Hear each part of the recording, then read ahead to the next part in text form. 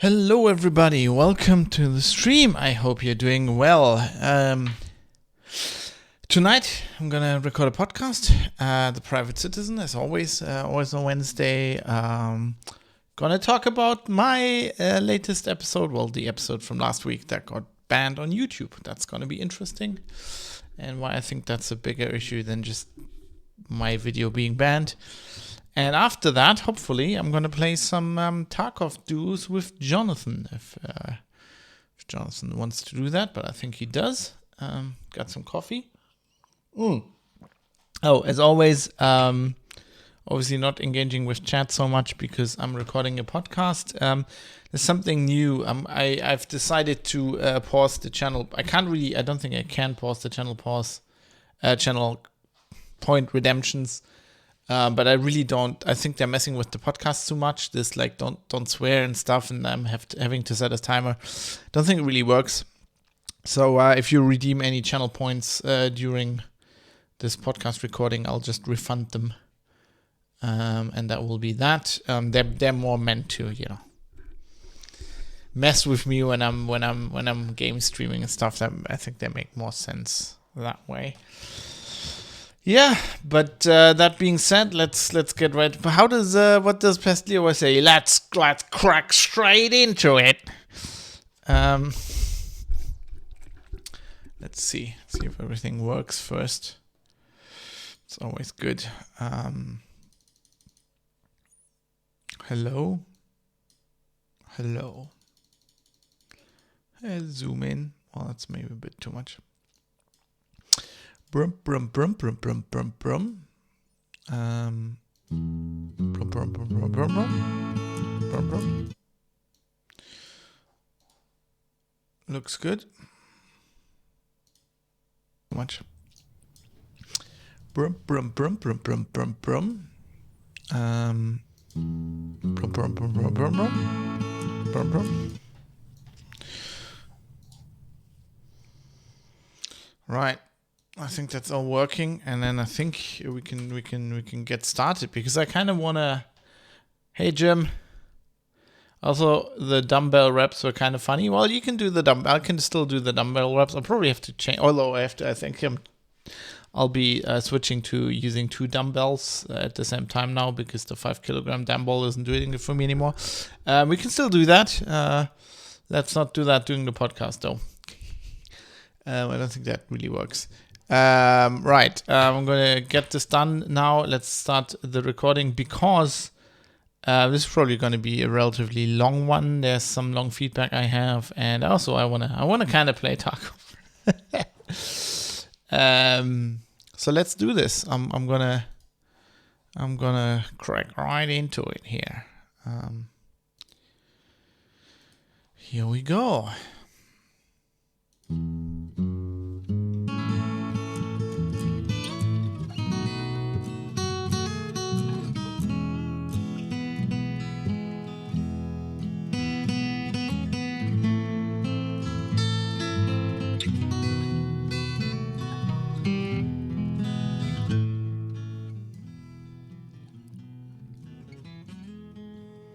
You're listening to The Private Citizen, defending your right to have something to hide. This is episode 75 for Wednesday the 23rd. Don't get the date wrong. That happened a lot during like Linux Outlaws as well. This is one of the reasons I went to the robot voice for GNR. Thought it was kind of cool as well, but like I kept messing these up. Take 2 it is.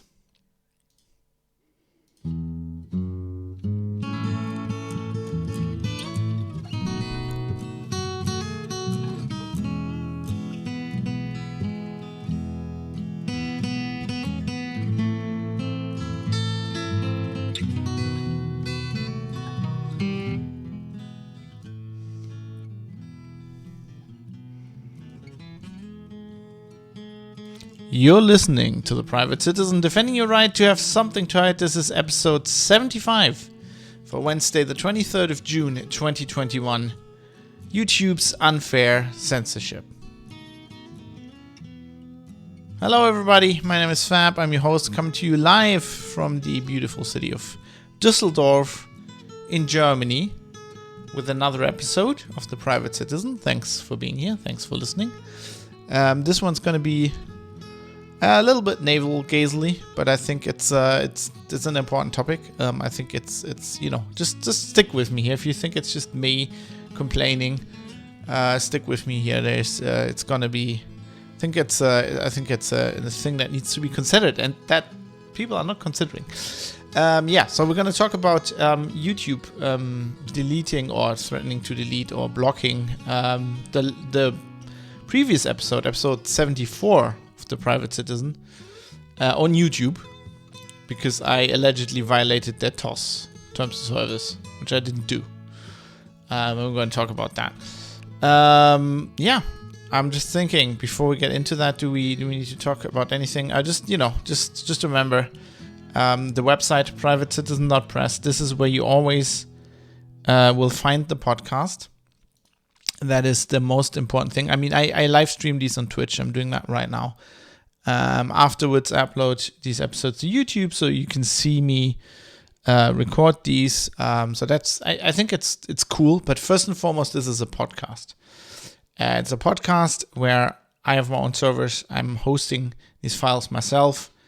And you can always go to privatecitizen.press and get the latest episodes, or get all episodes. There's no like censoring certain episodes, cutting them out of the catalog. You can get this podcast via Apple Podcasts, Google Podcasts, Spotify. Links are all, every show note page has these on the top, but there's always an RSS feed.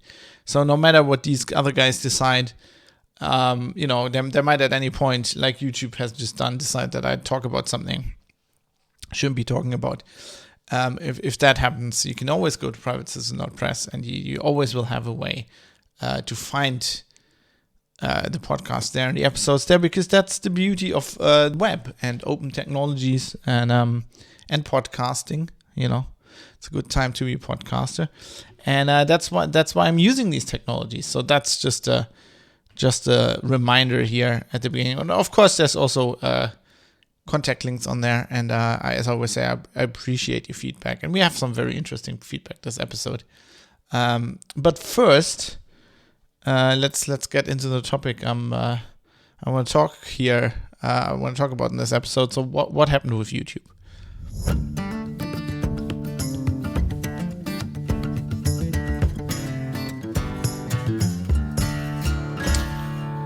Yeah, so what happened is, funnily enough, something I called just in the previous episode. I had episode 73, which I titled "It's a Good Time to Be a Podcaster," after something Adam Curry said on No Agenda.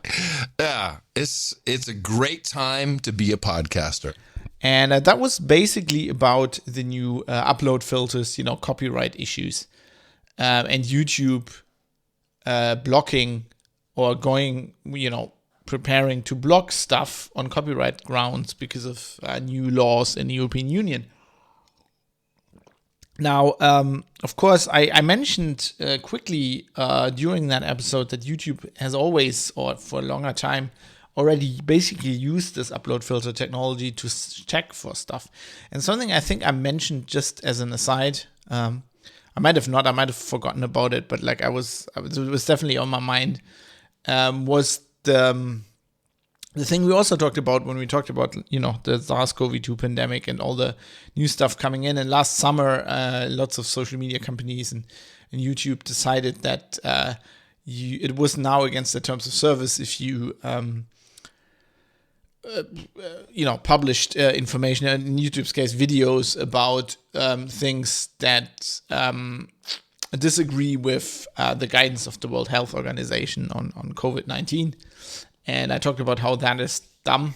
And I'll get into this a little bit more later. But basically, I mean, it's very, very easy to see if you've been following this topic like I have since February of 2020. You know that the WHO has said a lot of things that they then immediately retracted. I mean, the mask thing, they went from from, maybe wear masks to masks is not a good idea to masks are really important, back and forth, which, I don't blame them for. This is a developing topic. And, I mean, they if they work scientifically, the scientific consensus, I mean, we did an episode here on the scientific method evolves, right? Especially in something like this where you don't know much about this virus. It's apt to change. Things are apt to change. And, somebody like the WHO or some other, the German Health Institute, the Robert Koch Institute, the RKI, if they want to stay up to date on the most current guidance, they have to change what they're saying. And that's not bad. I think, though, it was pretty clear that it's a bad idea to say you shouldn't contradict them, because if they say something that's wrong or that's behind the times, and you have good reason, i.e. peer-reviewed studies, whatever, to doubt them, why shouldn't you be allowed to doubt them? Of course, YouTube can decide, or these companies can decide whatever they want is against their terms of service and then act on that. I talked about that as well. Well, we'll get into that later, but first let me walk you through what actually happened here. So you might know this, or I said this earlier as well. I'm recording these live on Twitch, which is a live streaming platform. So I have people in chat who can give me comments, feedback live on the show, which I really like. And some people just like to watch video, I know about that. Some people just like live streams. On Linux Outlaws, we didn't really ever wanted to do that live streams. Dan and me, we just want to record a podcast, but people really wanted that. So they pestered us long enough so that I started streaming it live back in the day with Hangouts, and this was way before OBS and stuff. But it kind of worked, and ever since I know that people want this, so I'm doing that. And then because I can, because Twitch records these streams, but Twitch deletes them after 2 weeks. In the case of my account, because I'm not a partner, I'm just an affiliate, so they delete the stuff after 14 days. But I kind of want to keep them around, so they have a very easy function where you just press a button and it uploads it to your YouTube channel. And I cut it at the beginning and end a little bit, and then put that up on YouTube, because why not? It's free, it doesn't cost me anything, and people might want to see my reaction, my face while I'm talking to you. If you're just listening to this as a podcast, you're like, what the fuck is this even about? And as I said, this is primarily a podcast, but this is like kind of an added bonus that doesn't take much work on my end, and some people like it. I think that's why not do that. I don't think it doesn't hurt anybody, as long as I'm not using YouTube as my primary way of distributing this content, which would be a bad idea. And we'll get into that, why that would be a bad idea. But, anyway, I did this like I always do. I edited the show live on stream, uploaded it, started playing some Tarkov with my friend Jonathan, Escape from Tarkov video game. I stream video games, most of the time on Twitch. Then I think when we were done or whatever, I clicked that button and I uploaded this episode to YouTube. It went to YouTube. Everything was fine. I wake up the next morning and I have a message. I have an email and a message in my YouTube account that my video that I uploaded for episode 74 has received because of that, I've received a strike against my YouTube account for a terms of services violation, as quote YouTube says, and I've got screenshots of this in the show notes. Private Citizen, not press. They were saying I was quote spreading quote claims about COVID-19 vaccinations that contradict expert consensus from the local health authorities or the World Health Organization. Now, my local health authority is the Robert Koch Institute. I know exactly what they say about these vaccinations. In fact, I read, one of the things I was talking about on the episode was stuff I had directly from the official documentation that you get. I received the AstraZeneca vaccine, didn't choose it. That was just the one I received. And you get documentation from AstraZeneca with an AstraZeneca logo on it, with the Robert Koch Institute logo on it. So my local health organization, and also the Paul-Ehrlich Institute, the PEI, which is the German government institute responsible for vaccines, and vaccine safety. And all these logos were on there. So this was official guidance, which talked about the side effects and how the vaccine works and stuff.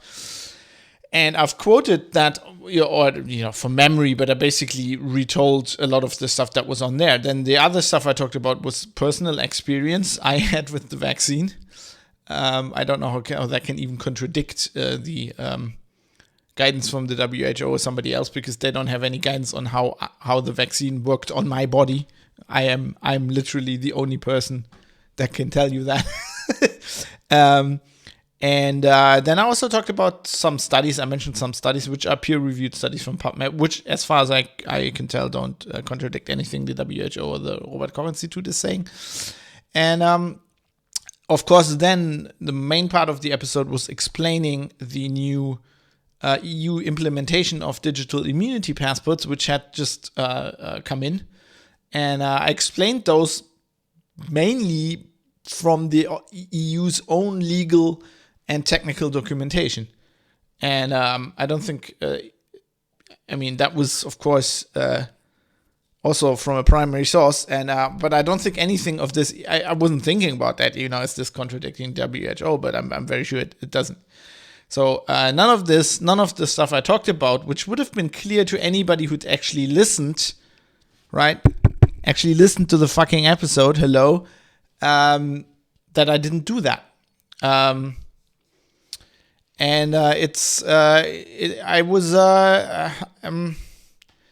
be honest, I was offended, because I'm not just like a Joe YouTuber. I'm a journalist. And, podcasts to me are a combination of entertainment and journalism. Now, this podcast is very much journalism. I consider this a work of journalism. Of course, I kind of entertain you. I tell you stories from my personal life. That's just the medium. But, when I research something and present it to you, I do that just the same as I would for any article I write. And that people who listen to the show know this, because, Private Citizens Are Press show notes, I give you all the links. I explain to you as clearly as I can how I research this stuff and how I've come to the conclusions. And then, I of course mix my opinion in it and do some analysis. But I think that's clearly delineated. I think anybody who listens to this knows where that starts. And that's also journalism, right? But like I'm a freelance journalist, so I live from my reputation, and I know that people who listen to this, they watch this on YouTube, they see me, and they this also falls back towards my other work. So I use the same standards and legal and ethical guidelines set forth by for my profession in my country, as well as standards that are kind of international, protecting your sources, sourcing your stories, right, and all of that. I use all of that, and to be honest, YouTube kind of insinuating that I was spreading misinformation on COVID-19 is an insult to me. I think I took that as an insult to, not like a personal insult, but an insult towards my professional ethics, because what they are saying there is that I either I'm intentionally misleading people, which I would never do. That goes against any, I can't even, you become a journalist because you want to fight that very thing. If you want to intentionally mislead people, you go into PR, maybe for Google, I don't know. But you don't become a journalist if you really have passion for the job. Then that is like the closest from your mind, or that my research isn't good. And to be honest, I am very, very positive that my research in this topic over like the last year and a half, basically since February 2020, has been a lot more thorough and a lot more thoughtful and a lot better than anything anybody at Google who ever looked at this video has ever done. I'm very sure about that.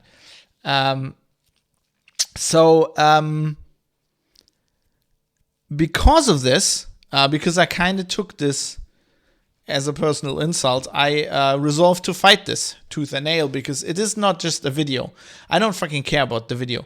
This is about my personal, like my professional honor, my reputation. And as a freelance journalist, I very much live by my reputation.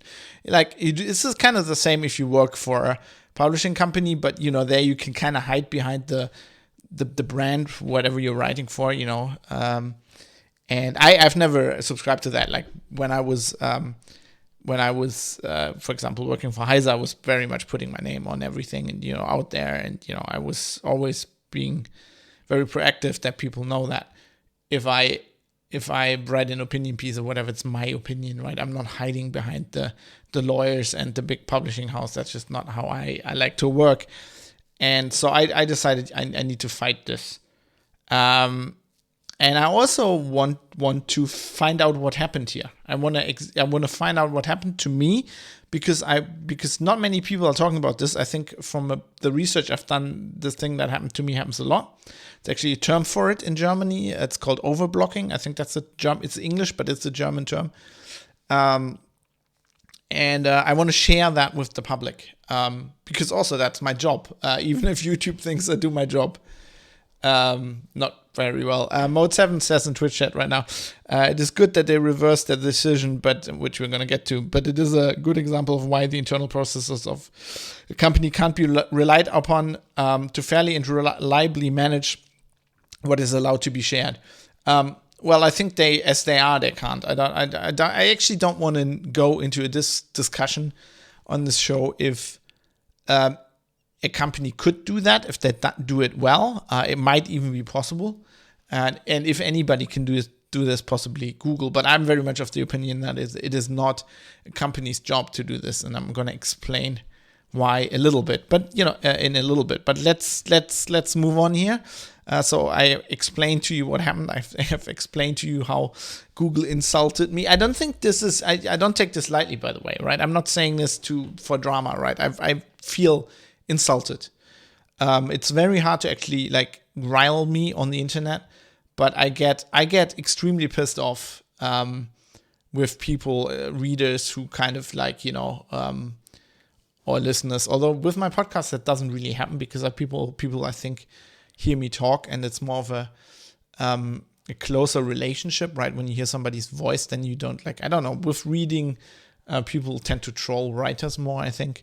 And I can tell if it's trolling, so I don't react to those instances. But when people really mean it, and I've had this happen in the past, I've been in dialogues with people where they're like, you've done shit research here. And I'm like, yeah, you can say that. I'm open to criticism, but you have to realize that if you lied, basically, or, you said you did something and you didn't, then I'm very clear that basically what you're just doing is insulting my work. You're insulting my work ethics, right? That is like if you are a programmer, that's like me saying, let's say you're a programmer and you write apps in Python or whatever. That's like me saying you don't even know how to program. You're just faking it, right? Or if you're a car mechanic, then I'm saying, I bring my car to your shop for you to fix the brakes, and then you don't fix them. You just pretend to fix them or something, or that's kind of the level that this hits me at. And of course, this hit me very much precisely because I could, this is baseless. This is a baseless claim. This is what was annoying to me to the nth degree, is that if anybody had actually watched this fucking video, which I know they didn't, because this decision was automated, I'm pretty sure. And it was way too fast for somebody to sit down and watch an hour and a half of a video and actually understand. Too much video gets uploaded to YouTube for them to being able to do that, which is okay. But then don't fucking tell me I just spread misinformation if it's not true. That's a serious accusation to level towards a journalist. I'm not just fucking Joe Schmo YouTuber who uploads some videos. This is you're leveling a serious accusation. And I don't give a fuck if your system's automatic. That doesn't matter. You just literally insulted me. So that's why I'm pissed off. Jim says, compared to your other work in written form, the podcast contains more jokes and maybe more of your personal opinion. But in my view, you make it clear what is opinion, what is researched. I hope I do. So I understand you being pissed. I mean, I do that in my work, in my writing as well, especially when I write for myself on my blog. I think we've talked about journalism on the show a lot, and I don't think you can separate personal opinion from anything you write. So I think it's important to actually put it in there. But I try to delineate that, and I do that in my written work as well. But I feel that, so I've made this. Let's have a little bit of a discourse before I move on with the main topic. I've made this experience as a writer. You write something, and people will like basically send you very like rude emails going like, oh, you fucking idiot, you don't know any, basically not that bad, but like your spelling is shit. You're like, basically, you're just an intern, you don't know what you're doing. And then you write an email back and you go like, okay, hello, this is me. Yeah, I made a mistake there. So I've been making this certain grammar mistake in German ever since I was 12. My mother and my father, both German teachers, that tried to get it out of me for like 40 years or 20 years or whatever, but they can't. And I guess the people who were supposed to edit this didn't catch it either. So I'm sorry I made that mistake. But to be honest, I just wrote a 12,000 word or 12,000 characters in German. We always count characters. Article there. And like, if that's your only complaint, if your complaint is that and not that I just got the crypto I was writing about wrong, then I'm actually pretty happy. And then they get back to you. Oh, I'm sorry, I didn't want to cite that. This happens. So in my experience, it happens 9 out of 10 times. And most of the other times, the guy doesn't reply anymore. But 9 out of 10 times, they suddenly realize you're a human being. They go like, oh, maybe that was too strongly worded. And my theory is, which is also why I like doing podcasts, when you listen to a podcast, and I don't know, was it Joe Rogan? Some podcaster talked about this once. Maybe Adam Curry, Joe Rogan, maybe Leo Laporte. Some of the, the old guard once said that when you listen to a podcast, the person is straight in your ear, right? Or like if you're watching Twitch stream, you're actually seeing me. You actually can see my face, right, while I'm talking about this, and you can see my emotions and stuff. But even with podcasts, you're right in a person's ear. It's a very much closer relationship. People hear your voice, right? And you tell some personal stories, and they're like, hey, man, this is a human being. Maybe he was wrong there. And, I can give him criticism and feedback, but let me be maybe a little bit nice, because the guy's kind of, I know where he's coming from. Maybe, I think it's also a closer relationship, but usually you subscribe to a podcast and you listen to it longer, and it's not like drive-by. You found something on Google, you went to a website you've never seen before, and then you just start railing on the guy. To your credit and support your point, Fabs. Oh, this is Mode 7. Sorry, saying this in Twitch chat. When you discover that you've made a research error and unknowingly stated something incorrectly, you've always gone back and made that correction. Yes, that's being a journalist, right? That is hard. I can tell you, this is hard. It is shameful. You feel horrible when you do that. But you have to. You have to swallow your pride, and you have to go. And it's hard every fucking time. I can tell you this. But you have to do this.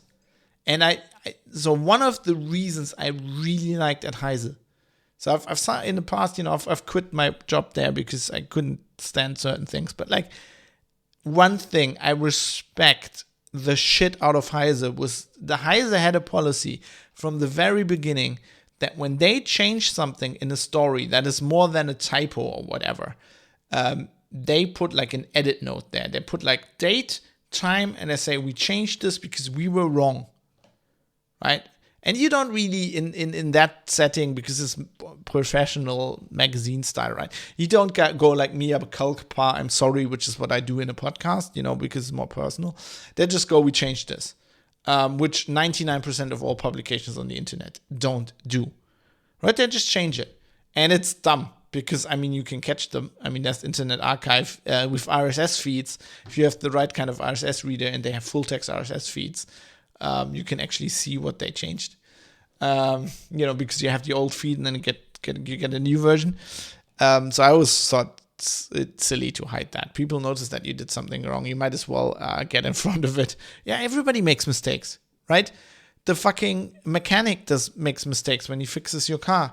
The plumber makes mistakes. Fucking cardiologists make mistakes. People die every day in a hospital because the fucking doctor makes a mistake. And I think you're only a professional if you own up to that.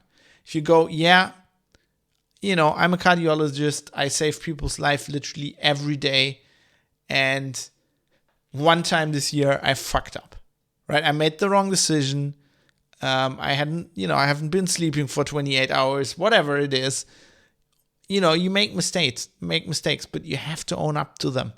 I think this is very, very critical. And which is something I'm going to level at Google now, because sorry, I'm going to have to cut this out. I pushed the wrong button there. Anyway, what was I saying? Which is something I'm gonna level at Google now, because they didn't do that. They admitted they were wrong, but they didn't even explain why. But we're gonna get into that right now.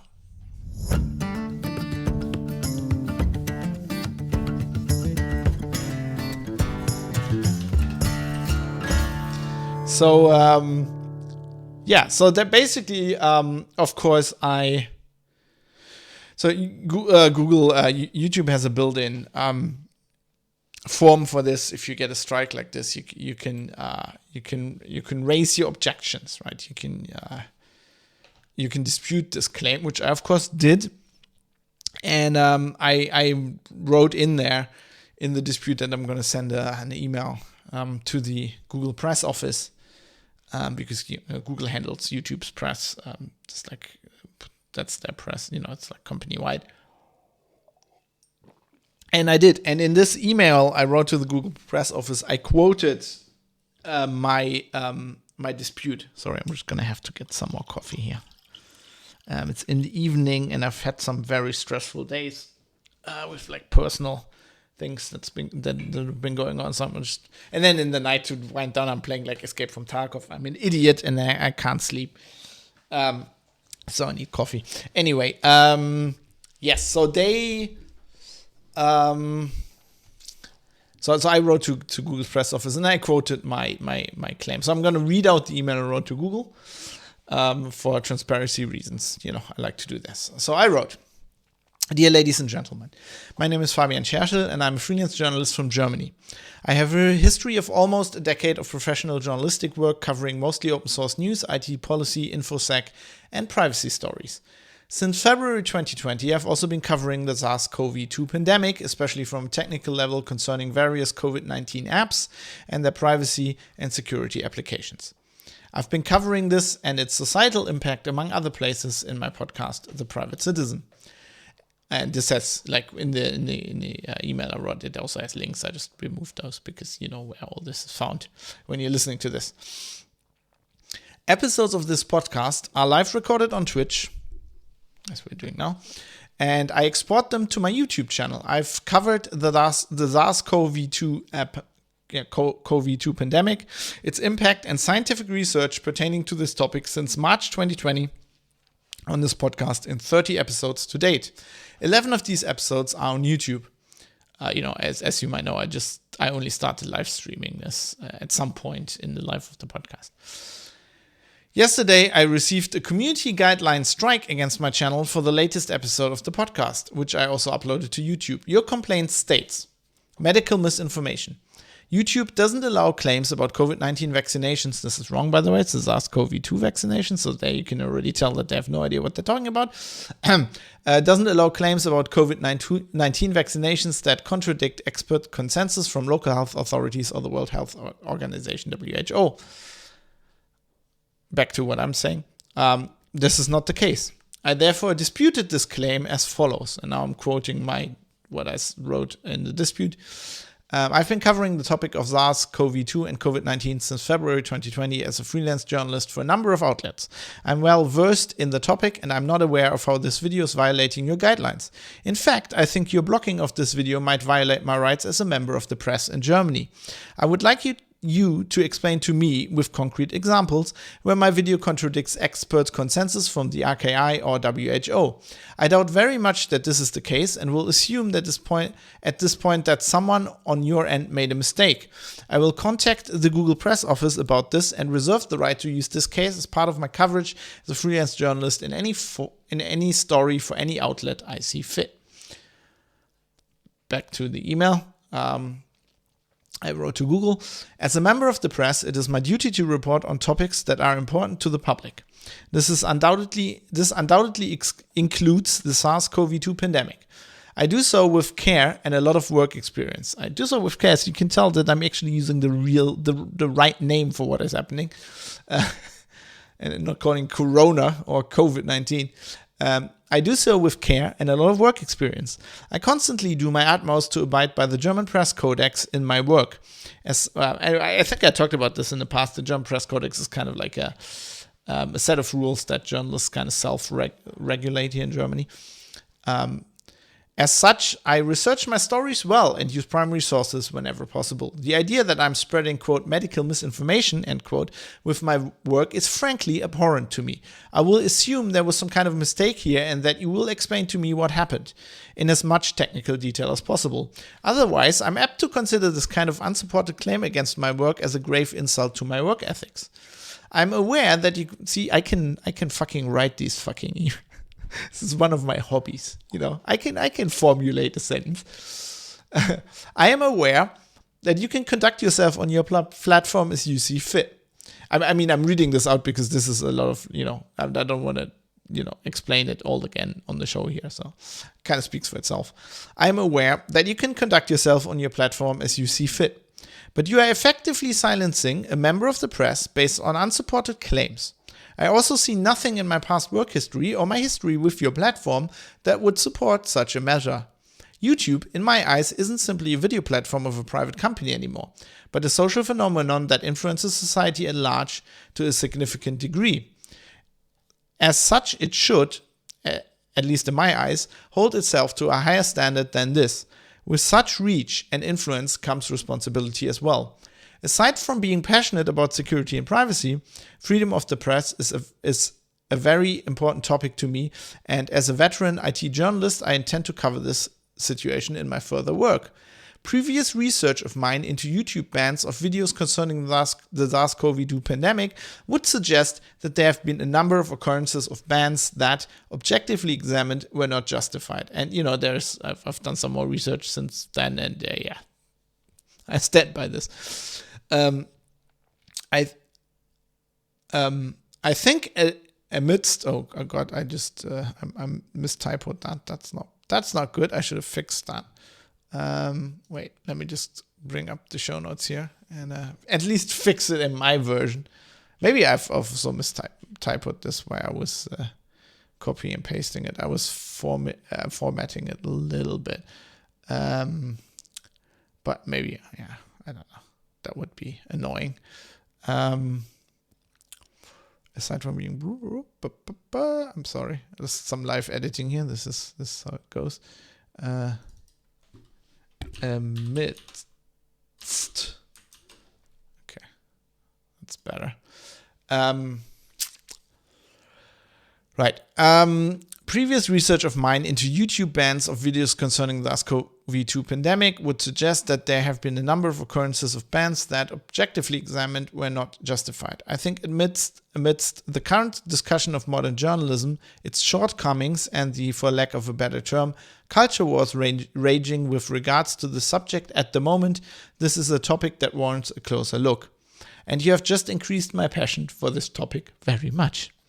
I'm hereby extending you the opportunity to explain to me what happened and to explain your side of the story so that I may include it in my coverage. I would also like to notify you that I will bring this issue to the attention of my trade organization, the Deutscher Journalistenverband, DJV, because I think this kind of treatment constitutes a significant threat to the ability of freelance journalists in Germany to do their work.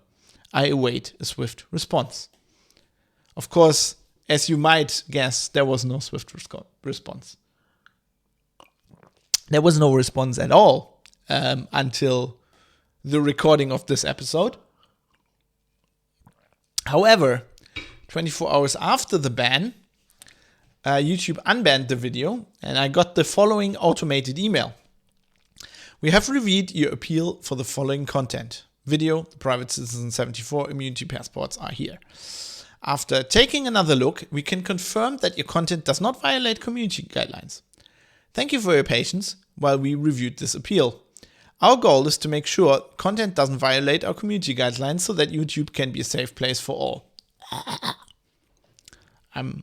I have to hold the vomit back.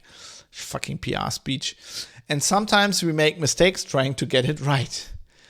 We're sorry for any frustration our mistake has caused you, and we appreciate you letting us know. Yeah, I appreciate you not at all, you fucking fuckhead. So obviously they were wrong, and they admit so. They admit they're wrong. But what they're not saying is they're not giving me any detail of what went wrong. They're not telling me how they're making sure this won't happen again with like this very video that I'm going to upload in a little bit. So they don't even have the decency to write to me personally. It's just an automated email. I decided to give them another chance, not so much review of this podcast, but some stuff I'm going to write about this, probably.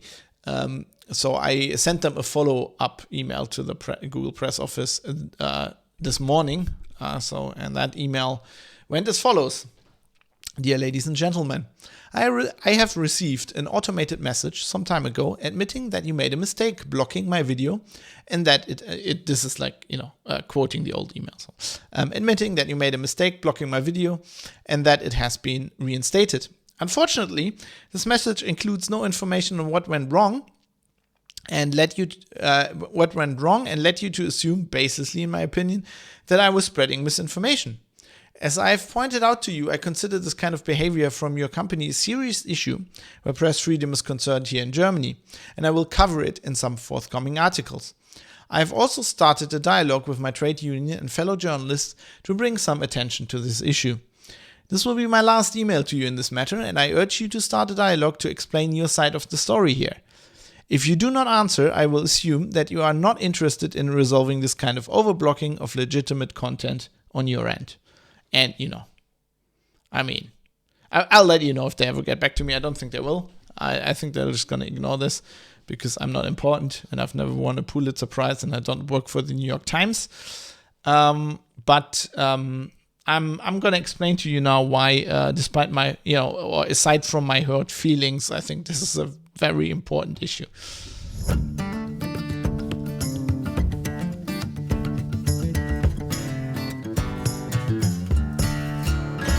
I wouldn't be wasting your time here. You have to believe me if this was just about my hurt. Like, I wouldn't make a podcast episode about my hurt feelings. I think, as I hinted in those emails, I'm going to explain to you why I think this is a serious problem. Mod7 says, maybe they'll flag this video for misinformation about YouTube's content policies. Probably they ban my channel outright or whatever if that happens. If you're watching this on YouTube, let me just say, if you're watching this on YouTube, privatecitizen.press. Privatecitizen.press. If you never hear anything from me anymore on YouTube, that's where you should go. Hurt Feelings would be a different podcast, wouldn't it? Yeah, no, I don't think that's, I like to rant and I like to, I'm a journalist, so something like this happens to us. We make a story out of it. That's what we do. But I'm going to explain to you why, because I think this is not about me, right? Make no mistake. It's not about me. It's not about my video. I couldn't care less, really. I could just upload gaming videos to YouTube. Who gives a fuck? My YouTube channel is not monetized anyway. When they did the whole thing where they're like, okay, you need so many viewers now to be monetized, my channel fell off the wagon there. So I don't give a fuck. I just upload stuff to YouTube because people like to watch it. Some people like to watch it. It's not even like, I don't know. The people watching this podcast on YouTube is like less than 1% of the viewership. Probably less than that. It's probably 0.1% or something. I don't know. But it's not a lot. I don't care. There is a reason, and I talked about this earlier, there's a reason why this is a podcast. Yeah, it's a great time to be a podcaster. Because I have my own infrastructure, I have RSS, this is a lot more censorship resistant. And I talked about this. Just listen to episode 73 and you will see. I explained this all there. But YouTube clearly, I mean, that episode was about copyright and stuff, but it's clear YouTube is not a platform you want to go if you care about freedom of information, first and foremost. I mean, this COVID-19 policy made that clear when it came into effect. Now, still, what they're doing here, and this is important to me because I'm interested in press freedom, freedom of speech, this is censorship. People tend to disagree with this, and I recently had even some discussions, not specifically about this, what happened to me here, but interestingly in another context where I wrote something about censorship by companies and about podcasting. I had some journalist colleagues who I work with said that isn't censorship, and they were quoting the Article 5 of the Grundgesetz, the German constitution, which says literally in the article, in the law, it says, quote, censorship does not exist. Eine Zensur findet nicht statt. That's what it says. But many people misunderstand this very clause. The problem is the censorship article of the Grundgesetz of our constitution is aimed at censorship by the state towards its citizens. This is, of course, a historic occurrence, thinking back of the Nazi regime and all of that. It tries to protect against that. So basically what that article says is the law, the state should not make any law, Congress should not pass any such law that enables censorship by the state, right? So there shouldn't be any laws that basically codify censorship, which, you could, I mean, I've studied politics and I've been interested in constitutional matters, and we debated a lot of these things, and there are debatable laws where you could go, these actually violate Article 5 GD. Well, we this is interesting, especially in the Twitch context. The German Grundgesetz is also often abbreviated GG. Good game. But that is what that's aimed after. So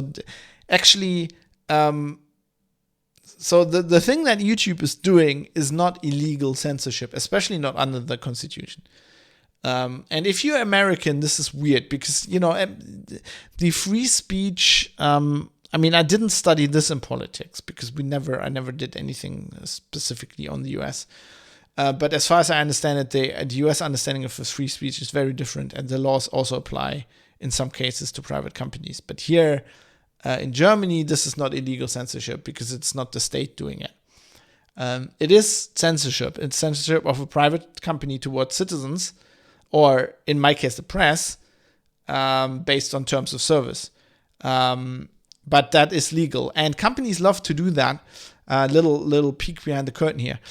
Companies love to do, if they censor something, they will censor it based on terms of service. I mean, I'm talking German lawyer. Of course, I'm not a lawyer and stuff, but from my research, AGB, as we call it in Germany, the Allgemeine Geschäftsbedingungen in terms of service, they love to censor based on that because if you want to fight this as a user, let's say as a user of YouTube, then that is a civil matter. You will have to, that will be a civil lawsuit. And basically as an individual, you have very little chance of of winning a civil lawsuit against Google, because a huge company like Google, they have limited war coffers they can use to finance their lawsuits. They have basically unlimited lawyers on retainer, whereas you have to pay all your own stuff. You have to pay your own name. They can just win, and companies often have done this with individuals if they weren't backed by NGOs or somebody who's who could pay their war chest. Stuff like when the Linux kernel is concerned, then the community gets together, some companies, whatever. But if you're just an individual, they can just basically even win the lawsuit without winning it. Their tactic would be just to drag it out, because every day that this lawsuit goes on costs money, and you're gonna go bankrupt at some point, whereas Google isn't. So basically, the only chance to win something like this, if I would now have to fight YouTube, for example, I would have to be get legal support from like my trade organization or like an NGO that is concerned about freedom of the press. And interestingly, we have this law called NetzDG in Germany. I have a link in the show notes that explains this, the Network Enforcement Act in Germany, which basically deals with things that are illegal in social networks. They have to delete. So, child pornography in Germany, the whole thing with the verfassungsfeindliche Symbole, so anything that's like Nazi related, if you post a swastika flag, right? That's illegal, as in that's a criminal offense, and this law makes it the responsibility of the social networks to delete this. Otherwise, they could be liable under criminal law towards the state, right? So in Germany, if it's different, we have a Roman type legal system which is different than the one in the US or the UK. In Germany, we divide everything in civil law and in criminal law. And criminal law is always the state prosecuting somebody, and the state has to, like, if there's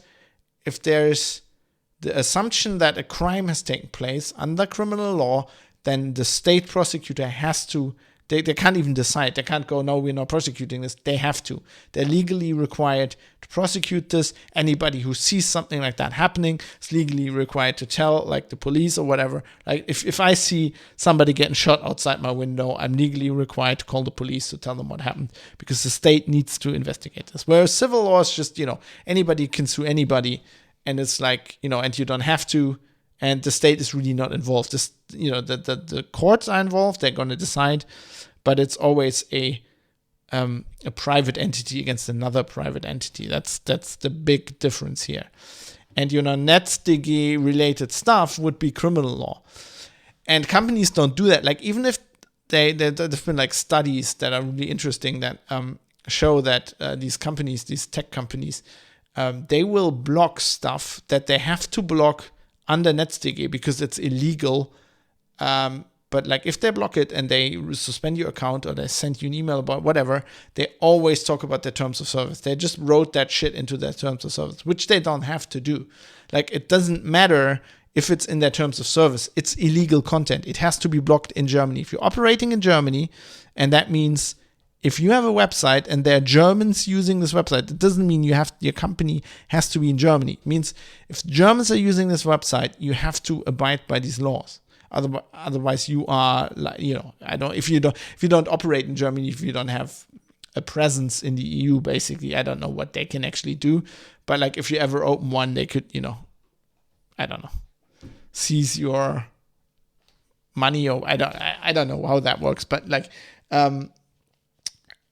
so the terms of service really don't apply, because this is like against the law, and they have to do it. But still, they wrote it into their terms of service so that they can quote the terms of service. Because, so if I upload something to YouTube or Twitter, whatever, and they block it under NetzDG, then the assumption is they're saying that was illegal.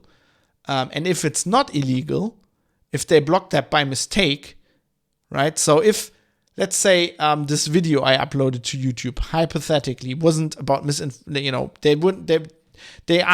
here they claimed it was misinformation about COVID, which is not allowed under their terms of service. If they had said, okay, you violated, there was a swastika flag in there, or you were like spewing Nazi, you were reciting Nazi speeches or whatever, and obviously calling people to uprisings or whatever, and this is illegal under NetzDG, and they had actually made a mistake, and they had admitted they made a mistake, then I could countersue them, because I think I would have a case that they actually libel me. That would actually be, I think, I'm not a lawyer obviously, but I think that you have a case there. There's the NetzDG has special articles that are built around users or like content creators actually suing a provider who blocked their stuff on the grounds of NetzDG without that being justified. And that would be a criminal case, which has a much more like level ground, right? It's so if I'm involved in a criminal case against Google, and for example, I don't have, like, there's some cases where if I don't have a lawyer, I actually get a lawyer from the state. They don't have, like, they can't have special lawyers. They can't have like 15 lawyers. They have to have, a legal, a criminal, whatever, attorney, whatever. There's very different rules, and your chance of winning that as an individual is actually much bigger, as far as I can understand. If you read stuff from actual lawyers that write about this, they have a much bigger chance of winning, and it could hurt them also because it's a criminal case. It would be like a crime for whoever made the decision at the company. They could, I don't know. I don't think there would be jail time about this, but theoretically, if there was, they could go to jail. They probably would just be fined. But it would also be like a personal. Whereas, like in a civil case, if you sue the company, if you win, the company takes the hit, right? In a criminal case, the company has to tell the court who is responsible for this, and they are personally responsible. It's like when the VW, the scandal with the manipulating the diesel things, right? That turned into a criminal case, and they were going personally after the people who made the decision, right? And they can't hide behind the company and its money. You're personally on the hook, and if there's jail time involved, you're personally going to jail. Which is apparently why a lot of these companies are using their terms of service instead of in the actual laws, which I find is hilarious. If you read German and you want to know more about this, I've linked a study in the show notes. Das NetzDG in der praktischen Anwendung, eine Teilevaluation des Netzwerkdurchsetzungsgesetzes, like 400 pages by a guy called Professor Dr. Mark Liesching. It's been published in February of this year. It's very cool. I've obviously haven't read the whole thing, but you can get like an open version of it, like an ebook, which is free. And I've read some stuff in there, and it's very interesting. And this is basically about overblocking. In this case, based on NetzDGs or criminal stuff, but it's the same topic. It's like in the episode when we talked about Google and copyright, this is all kind of woven together because they're using the same mechanisms to catch this content, right? YouTube uses the same mechanism to catch criminal stuff as they use to probably flag my video, as they do to flag music violations. It's all the same algorithms, and that's why it's all tied together. And that's why you read a study where they say there's a lot of overblocking happening based on NetzDG. You can kind of assume that there's overblocking happening in other areas as well, which I find really interesting. Jonathan, my friend Jonathan, in Twitch chat, please go to court. I'm so excited for pissing off Big G. Sorry. I've got shit to do, man. I've got stories to write. I can't, I like court, but I much rather am a court reporter than actually on the fucking witness stand. I leave fucking with Google in court to Max Schrems. He seems to have that down. That seems to be working for him. So, of course, whenever I talk about this, people always say, well, but yeah, YouTube is a private company. They can do whatever they want, which is true. Legally, they can do on their platform whatever they want. They can censor random topics. They can censor random people.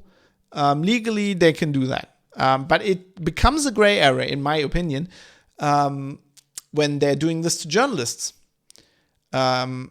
Because many journalists, including at big established publishing companies, use YouTube to distribute journalistic work. When they're at big publishing companies, they primarily do this for the reach, but maybe also for the free bandwidth, which is where everybody else, like freelance people, just like YouTubers, are doing that. And YouTubers can be journalists. I mean, there were court decisions in Germany, but basically they were very clear that you're having a press credential card or you're working at a publishing company doesn't make you a journalist, because then freelance journalists wouldn't be journalists. Basically, YouTubers and bloggers can be journalists under German law. It's all about are you covering important topics of interest to the public, and are you doing it under? You have to use journalistic standards. So if Jonathan was gonna get his wish and this was coming to court, I would have to probably explain why I think that Private Citizen is a journalistic work, and I'm pretty sure the court would agree, because I would lay out how I produce the show, what I do, and this is not different than preparing an article or doing a video if I'm at a publishing, at a broadcaster, right? They do this exactly like I do. They look at primary sources, they talk to people, and this. God, I keep pushing that wrong button there. I'm sorry, guys. This is journalism. It is journalism.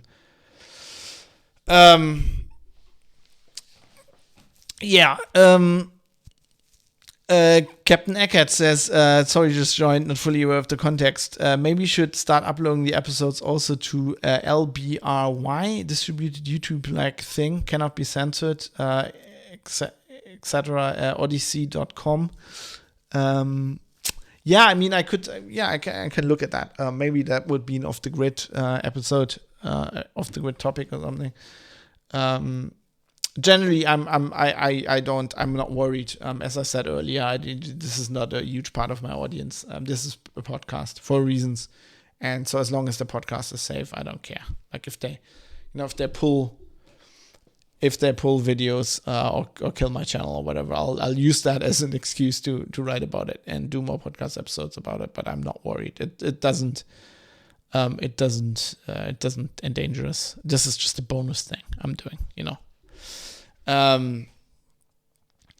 But I think this is an important topic, because when we're talking about journalists and YouTube doing this to journalists, I think YouTube is becoming an important medium, and I really think that it's an important factor in the everyday life of people. It's becoming a factor that influences society. At the point in Germany where a very famous YouTuber, a young YouTuber, got an exclusive interview.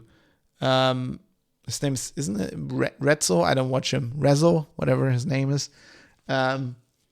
He got an exclusive interview with Chancellor Merkel in the run-up of the last election, because I think everybody knew, and Merkel and her party knew, that his impact on young voters was enormous. And ever since it's clear that this is a very important platform. There are people that are younger than, I don't watch any linear TV. I don't watch TV news. I get, my video news I also get from YouTube, and people that are younger than me also, probably those people are, some Zoomers or whatever, the next generations are probably getting this off TikTok, which is fucking, let's not even start discussing that. But it's important. It's an important platform, and it influences our society, and it influences democracy. And that interview with Merkel was kind of proof about that, I think. So I think, as I said in the email to Google, I think YouTube has a high responsibility to do better. They can't just go, we are a private platform, we can do whatever you want. I think they can't do that. I think they shouldn't be allowed to do that. I think at some point there should be laws. I don't know how you would formulate these laws. I'm not a politician. I'm not a lawmaker. But at some point, it's kind of like the discussion I had when I did this episode about Twitter, right? And Trump, where people are, well, they can ban Trump. No, I think at the point where the primary communication channel between the head of state and his citizens is Twitter. Right, because it's not the press conferences anymore, and it's not he decided to go around the press conferences and around the established press. At that point, it becomes something else. You can't just say, it's a private company, they can do whatever they want. We're in a different era now, right? It's like a society changes, and this is a change we need to adapt to, I think. And I think there's an argument here, because that Article 5 of GG, of the good game, the Grundgesetz, we talked about earlier, also it also talks about press freedom, and it guarantees press freedom. And if we would agree that a platform has special, like YouTube has a special responsibility, then maybe they shouldn't be allowed to just censor important journalistic works, right? Doesn't matter if they're a private company at that point. And I mean, I talked to people from the DJV, my trade union, like, professional organization, the Deutsche Journalistenverband, about this. And, I was trying to explain my position and what I think. And I think what also the colleague I was talking to wasn't understanding is, I said, see, I've worked at publishing companies before, and I know they all basically think that like that. They have YouTube channels, right? A lot of these companies have YouTube channels. I mean, they're not broadcasters. They might do like writing, but they branch out into video, and then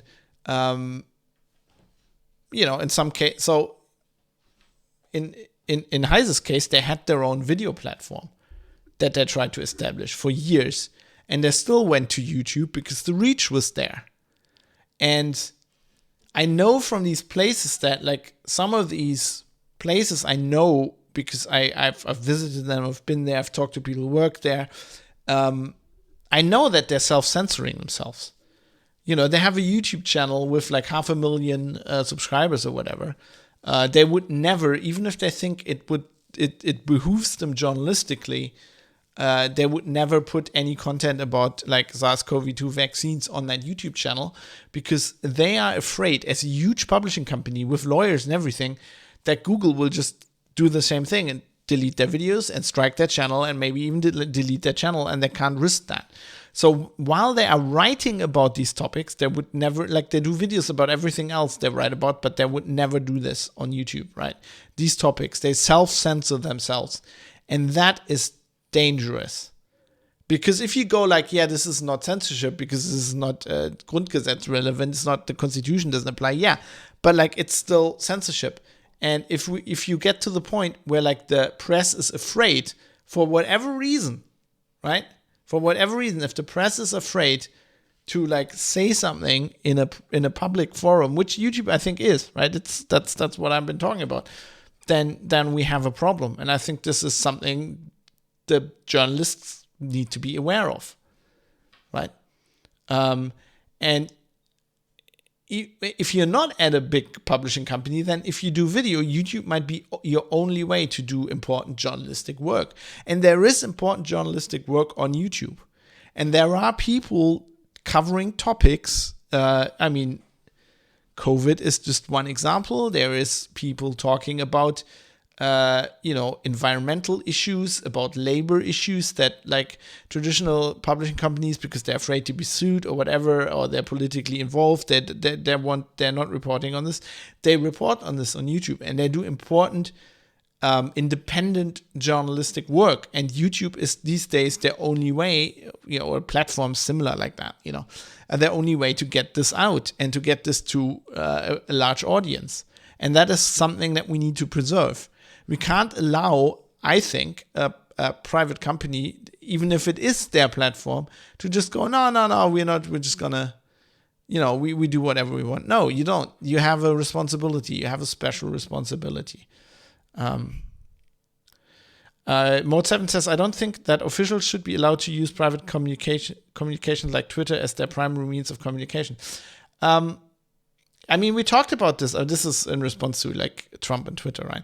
I think I was discussing this with Mike, or maybe it was like also Twitch chat or whatever, or some feedback from listeners. I disagree with that, because you can put yourself, you can say that, right? That can be your stance, but I think it's just it's unrealistic. You can't just say, a politician shouldn't be allowed to do what works for them, right? Specifically because, it's unrealistic, because if you understand politics, you understand that politicians will always do what works for them, right? If it's against the law or not, they will do this. And then also, like, who's going to make that law, right? Let's say Trump is in power and is specifically president of the United States because of his social campaigns and him using Twitter to speak to the people who vote for him directly. Like, he's not going to allow under his watch a law to be passed like that. And then the next guy, noticed that like Pelosi or whatever, or Biden didn't go and like make that law, because they're thinking, hey, no, we're not going to outlaw this. This is like, Trump is smart. We're going to use this tactic the next time around. And to be honest, it wasn't Trump who pioneered this. It was Obama. Obama started this. Obama, he didn't get elected over the internet, but he stayed in office that way. He probably the second time, he was doing that. He wasn't talking as directly to his constituencies via Twitter, but he was. It was all more polished, not as emotional, not as direct, but like that's what he did. And it's like, it's in a modern world where those are the tools, it's just like unrealistic to say, hey, politicians shouldn't be using that, right? It's like, oh, politicians shouldn't have podcasts, politicians shouldn't have YouTube channels or whatever, or like journalists shouldn't use YouTube. There should be a law against. Like, that's not how it works. That's where the attention is, and the journalists and politicians have one thing in common: they go. And PR people, they go to where the attention is. Often you can't, even as a politician, you can't influence where the attention is. Like journalists can't, right? Like Heise tried to have a video platform for themselves because they control it. That just wasn't where the attention is. You can't just go and say, I'm gonna say where the attention is, right? No, the attention was, people went to YouTube. YouTube established itself as the place to go for video. And Twitter is the place to go for short news blurbs. That's just how it works. And then you can't just go, no, we're not having that. You can't outlaw that, right? It's like saying, hey, I know we invented the nuclear bomb, but let's not build anymore, right? That doesn't work. It doesn't work that way. So I think the only way forward is we need to live with this. That doesn't mean there can't be rules, right? Which I'm kind of advocating for here as well. Well, I'm actually not advocating because I don't like legislation, because I'm a freedom-loving guy. I don't like, that's always my last option, for the state to legislate something, because as we know, they will never roll it back once they do, and then you have everything legislated at some point. So my appeal would actually for Google to realize that they have a special responsibility and cut out the crap, right? Stop being dumbasses with this shit, and then we don't need to legislate this. But at some point, we might have to legislate it. There might have to be laws. The courts might have to be. What am I trying to say? Might have to be involved, I think is what I'm trying to say. Mode 7 says, I hear what you're saying and I understand where you're coming from on that issue, but there are too many problems with things like Twitter. The information needs to be disseminated in a way that doesn't violate the citizens' privacy rights. There are a lot of other issues with Twitter as well. Yeah, you're right. But that's just the reality of it as well, right? That's just like, you can't just go, we should have this all on federated social media. Federated social media is not a thing. We've tried to make it a thing, but as far as the public is concerned, there's just like there's like a 0.1% of the attention compared to Twitter. The problem is that Captain Eckert says the problem is that these huge platforms are actually a monopoly. Either cut them up or have competition, force restrictions on them, consider them as infrastructure like communication cables. Do not allow them to censor anything. Yeah, I think that's true. Yes, they are, in their. They're not technically probably a monopoly as a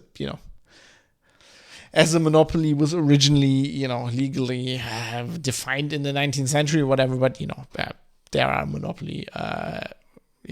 In the spirit of the law, not the letter of the law. I also don't know how to deal with that efficiently, but yes, I think we need to.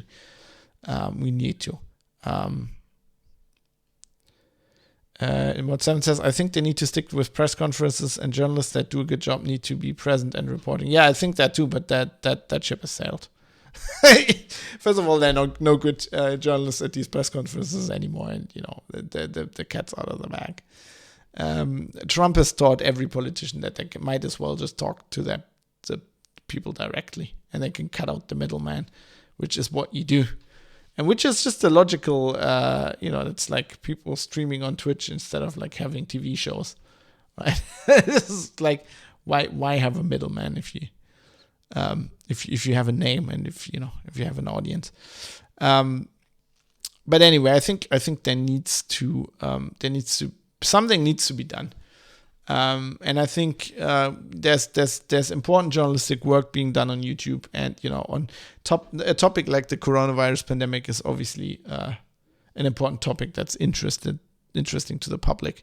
And you just I think it's wrong in the first place to censor people like me based on TOS clauses that these people haven't broken, right? That is the first level of wrong. That is clearly wrong.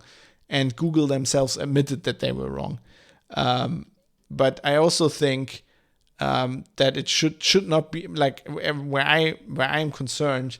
We should at least ask the question: should it be allowed for a private company to censor the press when it comes to let's say contradicting guidance from the WHO or RKI? I mean, we know it's been clearly documented that both of these agencies have been wrong on numerous occasions, which is just, as I said in the beginning, it's just natural. That's not a problem at all. And then they had to correct themselves later. But then also, additionally, the RKI, for example, is a government agency in Germany, right? They're run directly by the government. And if you're a journalist, your calling in regards to government agencies is clear. It's the journalist's job to keep the government and its agencies on their toes. And it's your job to contradict these agencies if they're wrong. And we've clearly seen, painfully, what happens if that isn't the case. During the Nazi regime, it's very clear. You can see very clear what happens if the press is forced to agree with the government. It doesn't matter how that is achieved. But that is not good for democracy. Democracy can't function. So for a private company to say, well, hey, journalist, on our platform, that's basically what they're saying. They're saying, where this topic is concerned, on our platform, you cannot criticize the government. And people in Germany are like, the Robert Koch Institute, they're scientists. No, they're not. They employ scientists, they employ doctors who have people have PhDs and medical doctors, and they might be working as scientists on the side, but their primary job is not being scientists. They are working for a government institute. Their job, they're government employees. Their job is to do what the government tells them to do, right? And I mean, by the very definition, they put out propaganda. That's what government institutions do. They publish information that benefits the government. Which, Google, you can now block this video on TOS grounds because I said the RKA publishes propaganda, but let me just show you, right? Let me just give you a reference. There's a very old book by Edward Bernays called Propaganda, where he explains how this works. That is what propaganda is. Propaganda is PR for the government, right?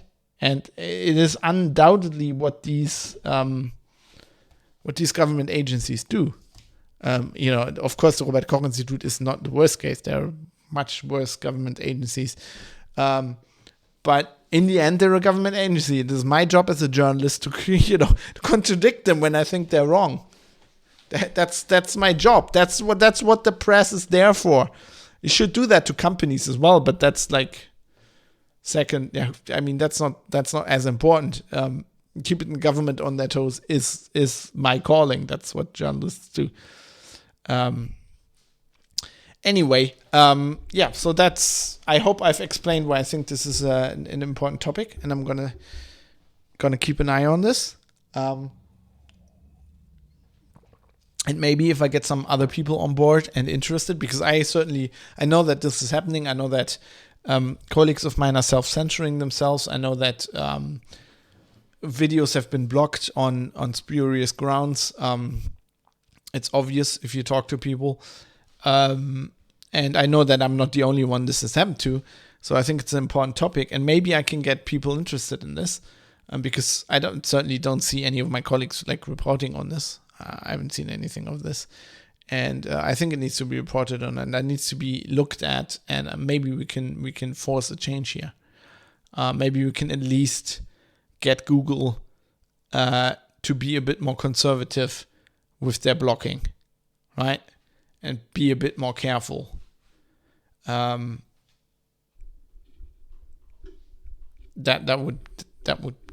would be nice, because I feel like this is a serious issue, and especially in a time where a lot of people don't trust the established press. I think we are part of the. I've talked a lot about the challenges of journalism on this show, because I am a journalist and I'm interested in this. And there's clearly a point where classical journalism, as we've known it for the last 100 years, is struggling because of problems with the revenue model, and the changes are happening. And one of the changes is that people are, because you don't need a printing press anymore, you don't need a frequency anymore. You can just publish your own writings. You can just publish a podcast. Journalists are going it alone, and in many cases they're doing a better job. Sometimes they're doing a shitty job. Yes, some of them are polemics, some of them are not telling the truth, but that is no different to publications or broadcasting. To traditional ways of presenting journalism. It's just a different way, and it's on different platforms, and times are changing, and we need to adapt. We need to realize this, and need to enable these people to do their job. If we are actually in this country taking our constitution seriously, and we're taking freedom of speech seriously, within the bounds that the constitution gives for that, and we're taking freedom of the press seriously, and there are no bounds on that, to be honest, in the German constitution, then things need to change, and people need to start to pay attention. And I feel like, to some extent, probably traditional journalists are not reporting on these kind of things because they are impacting like the little guys and the freelancers, people like me, right? People like on the wave, new media, new rules, on the forefront of this stuff, because they are interested in preserving the old ways, which are not working, and they will go down, right? So we need to. I feel like we need to empower the people who are doing journalism for the new age, for the digital age. In some cases, I don't like where it's leading, right? I don't like doing news on TikTok, which is why I don't do them there. But I feel like it's clear that there's a change coming, and we need to adapt to it. Anyway, I think I made my point why this is an important topic. Please let me know if you have feedback on this. Aside from we had a lot of active feedback in chat during the show, which I think is cool. But if you're listening to this as it was intended, pretty much as a podcast, and you have some feedback, please let me know. Go to privatecitizen.press. And while we're talking about feedback, let's get into the feedback section here.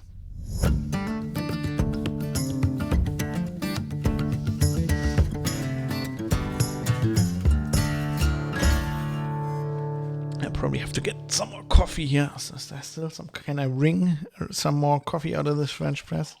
Yes, I can. Yes, we can. Full mug. Full mug of coffee. So that's good. Let's do this. Let's talk about the feedback. We have one. I've got one big block of feedback, which I think is very important. So I want to present it to you as is.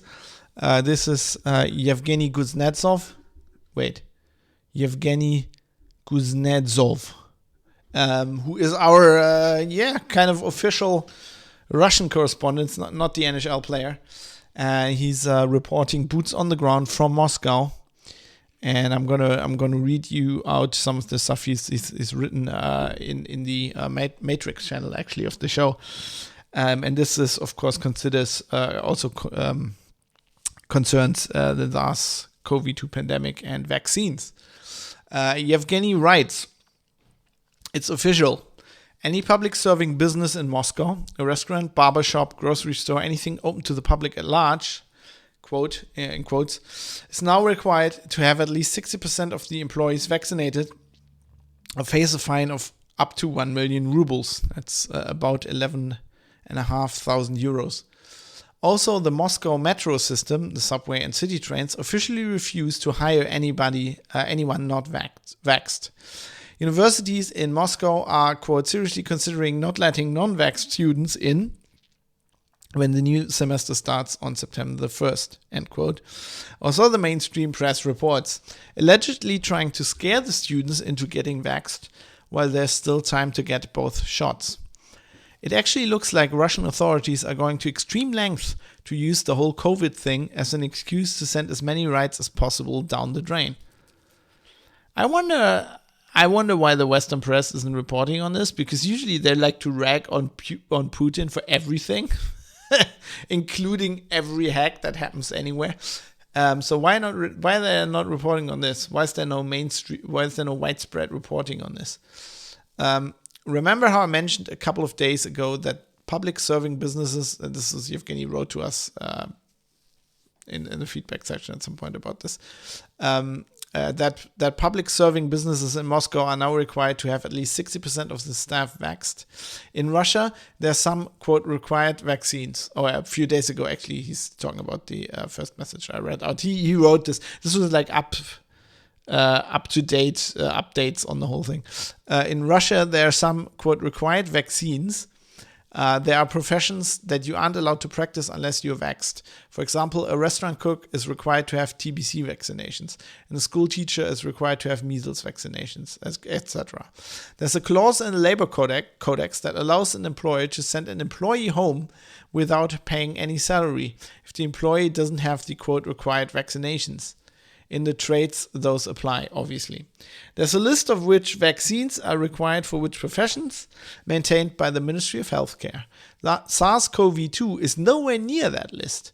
Well, now Moscow authorities say that the clause in the labor codex applies, and it's okay for businesses to send people home without payment if they refuse to get vaxxed. Tightening the screws, I think. And then, the impacts kept coming and coming. So Yevgeny was updating us, and he continued.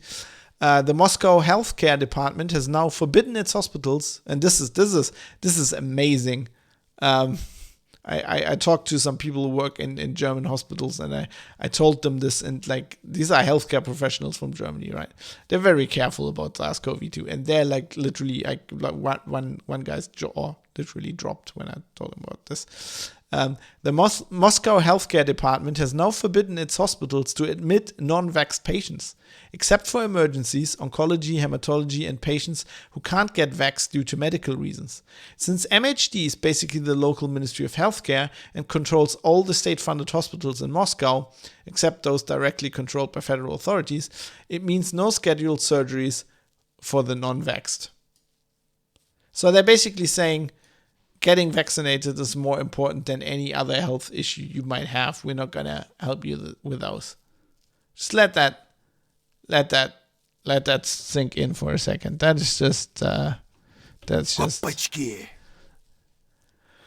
Yevgeny continues. Boy, Moscow keeps on delivering non-stop. Just published officially by the mayor, the latest insanity. Restaurants, bars, and such are forbidden 11 p.m. till 6 a.m. Only takeouts allowed. Has been like this for a couple of weeks already. Now, starting today, this ban is lifted, but only for those establishments that have all the staff vaxxed and have set up the software to verify QR codes of visitors' vaccination certificates.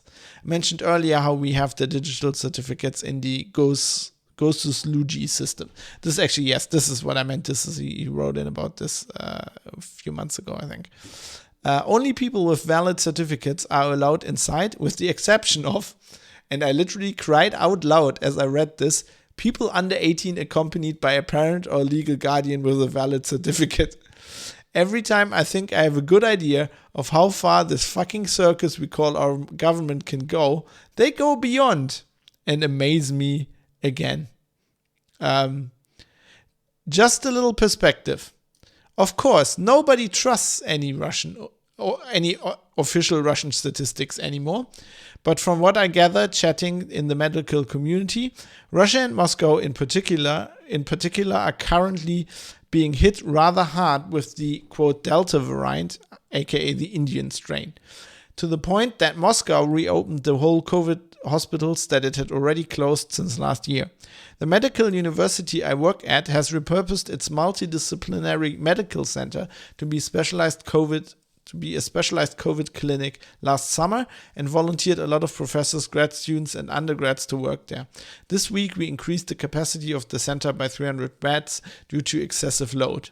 I mean, things look bad. They do. But all this legislation and all the new norms, and later Yevgeny also reported Moscow's mayor's new order. Starting next Monday, there's no entering any food establishment, restaurants, cafes, bars, diners, anything, without presenting a QR code that links either a Gosluji record of a completed 2-shot vaccination, Russia-wide, a PCR test no more than 3 days old, Moscow-wide, or a medical record of having had COVID-19 no more than 6 months ago. So they're not doing the thing where in Germany to do when you do anything, you have to do like a rapid antigen test. They actually require PCR tests.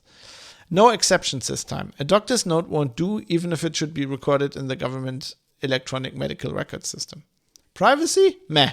Democracy? Meh. Moscow does have a parliament, but all these are mayor's executive orders, not even voted on. In Russia, there's a saying, every joke has some truth in it. Though these days, it's more like every joke has some joke in it. The saying I remember most often these days, however, is, Russia doesn't have citizens, she only has suspects. She only has subjects. Suspects, that would be like Dzerzhinsky probably. No, Russia doesn't have citizens, she only has subjects. Yeah, this is, I read this, it's kind of jaw-dropping, that's why I wanted to include it. Like, if you have some local feedback, please let me know from where you are. I mean, my response to this whole Russian insanity can only be... Ублюдок, мать твою, а ну иди сюда, говно собачье! Решил ко мне лезть? Ты засранец вонючий, мать твою, а? Ну иди сюда, попробуй меня трахнуть, я тебя сам трахну! Ублюдок, анонист чертов! Будь ты проклят! Иди, идиот, трахать тебя и всю семью! Говно собачье, жлоб вонючий! Дерьмо, сука, падла, иди сюда, мерзавец! Негодяй, гад, иди сюда, ты говно! Жопа! Which actually, Yevgeny he basically told me gave some feedback, what this actually, what you say. Actually, this is really funny because it's all like swearing, but it's not like real swearing. It's more like your mother, your mother. It's not like really saying words that would be, like fuck or something that would be in itself like. So basically, he said it's in a way like you're not actually swearing. So you could actually say all of that on primetime TV. There's nothing that would that would be considered swearing, but it is swearing because people know what you're saying. I mean, Russian is just an amazing language. I like it. Super User is coming into giving some live feedback here, which has nothing to do with this show on Twitch chat, but seems interesting. Breaking news: John McAfee has been found dead in his jail cell. Which is interesting, to which Mode 7 says Assange outlived McAfee.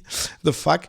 There is a report here from today, from about an hour ago, on Forex Live, which is a cryptocurrency site, I think, that says John McAfee dies of suicide in prison cell.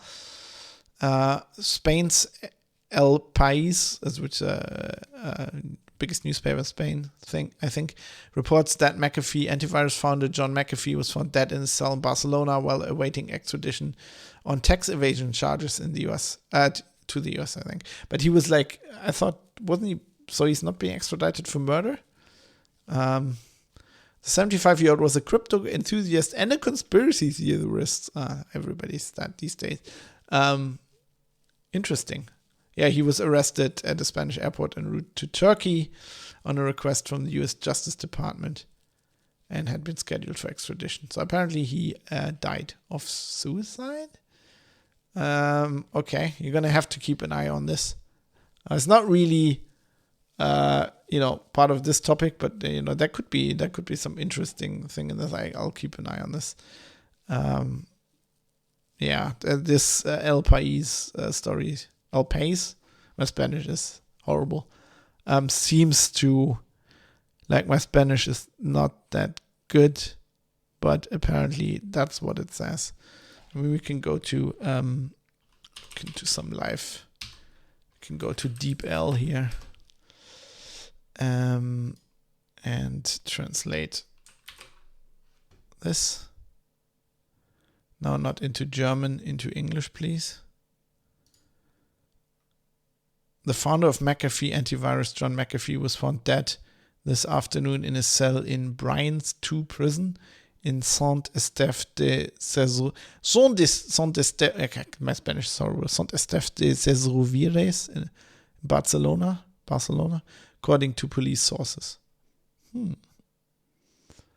Interesting. We'll keep an eye on that story.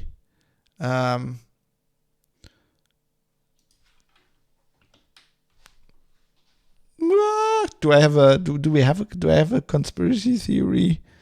I don't know. I don't really have something ready right now, but yeah. I mean, the guy was a bit unstable, but I don't know. We'll see. We'll have to. You pronounce Spanish exactly how you read it. I don't think so. Oh, you mean no? That doesn't that doesn't work. That depends very much on what country you're from. My Spanish is not very good. Anyway, I think I'm gonna end the show on this point. I'm just gonna put the McAfee link in the show notes in case people want to know more about that. Thanks to Super User for the breaking news.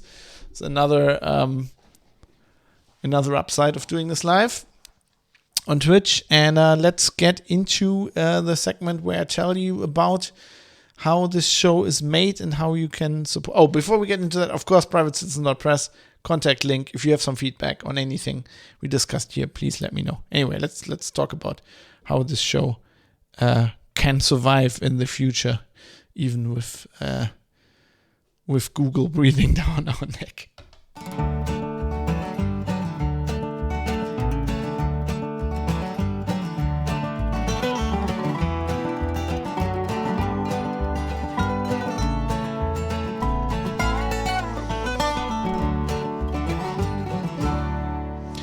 Yeah, so this show is produced under the so-called value for value model, which was pioneered by the No Agenda podcast, which basically means you get this for free if you derive some value from it. Maybe think about what that is and think about giving back. If you want to do that, you can become a patron on Patreon, which is my preferred way because it's kind of like a monthly thing. It's a little bit dependable. Link in the show notes, privatecitizen.press. You can send one-off monetary contributions via PayPal to the address producers@fab.industries. And, if there's anything else, please let me know. I'll try to work it out. We can probably also, I have a PO box you can send money to if you really want to. Of course, you can also, if you watch this live on Twitch or not, you can just subscribe to my Twitch channel, which is Foxtrot Alpha Bravo, and that's Alpha with an F, like in the NATO alphabet, which is NATO alphabet for Fab, obviously. Mode 7 says Fab likes checks. I don't know. I've never seen it. Like, I've seen my dad write a check once in my life, I think, that I can remember. I've personally never written a check. I've never cashed a check. If I ever get a check, I probably have to talk about it on the show if I manage to cash it, because I don't even know how that. I think I would have to go to my bank. Now I live in Düsseldorf and my bank's in Hamburg. That could be a problem. Send instructions for him to cash the check. if it was a significant check, this would actually be quite cool, I think. But if it's just like €5, I don't think I'd bother. I'd just frame the check or something. That'd be basically crypto checks. That would basically be trolling, I think. In the UK, they introduced web scanning of checks. Wow. I don't know. Is that secure? That sounds... I don't know anything about checks, so I don't know if that's actually... I don't know. During the pandemic, because there was also legislation stopping us from issuing refunds if we haven't transacted in the last 6 hours. Wow. Checks, man. That those things are still around just baffles me. Anyway, some people have supported the show and have made this possible, this very episode. So I would like to thank them for tossing a coin to their podcaster. So thanks to Georges, Steve Hose, Butterbeans, Jonathan M. Heathy, Michael Mullen Jensen, Dave, 1i11g, Vlad, Jackie Plage, Philipp Klostermann, Jaroslav Lichtblau, Michael Small, IKN, Kai Sears, Fadi Mansour, Bennett Piata, Joe Poser, Dirk Didi, Larry Glock, Tobias, David Potter, Matt Jolliman, Mika, Martin, Mode 7, Sandman616, Dave Umrish, Mr. Amish, Avis, Drive Zero, Ricky M, Barry Williams, Jonathan Edwards, Rizal, Rodane the Insane, Captain Eckhead, Cam, D, RJ Tracy, No Reply, Rick Bragg, Ewan, Robert Forster, and Super User. Thanks to all of you. Lots of these people have been on board for like over a year or longer, and I have a very, very loyal supporter base, which is amazing. Oh God, I'm getting checks explained now in chat. Wow. Speaking of chat, speaking of Twitch, also, of course, you can support, as I said, by subscribing to my Twitch channel, Foxtrot Alpha Bravo on Twitch, which if you have Amazon Prime, you can do that for free. You just have to renew it every month, whereas the normal subscription renews automatically.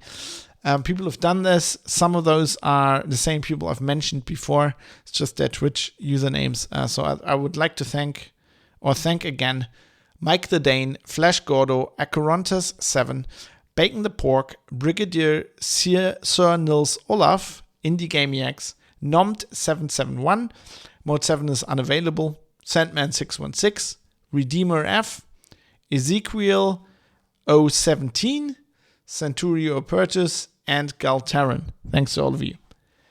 And too much trouble, they can just be added to a mural. I could just make a check mural. But that would actually be cool. Just get like $1 checks from all over the world, and I'll just make a giant artwork. A bit like businesses in the US hanging the first dollar on the wall. Fab can hang his donation checks from 59 countries on his wall. Yeah, that would actually be funny. Not bad.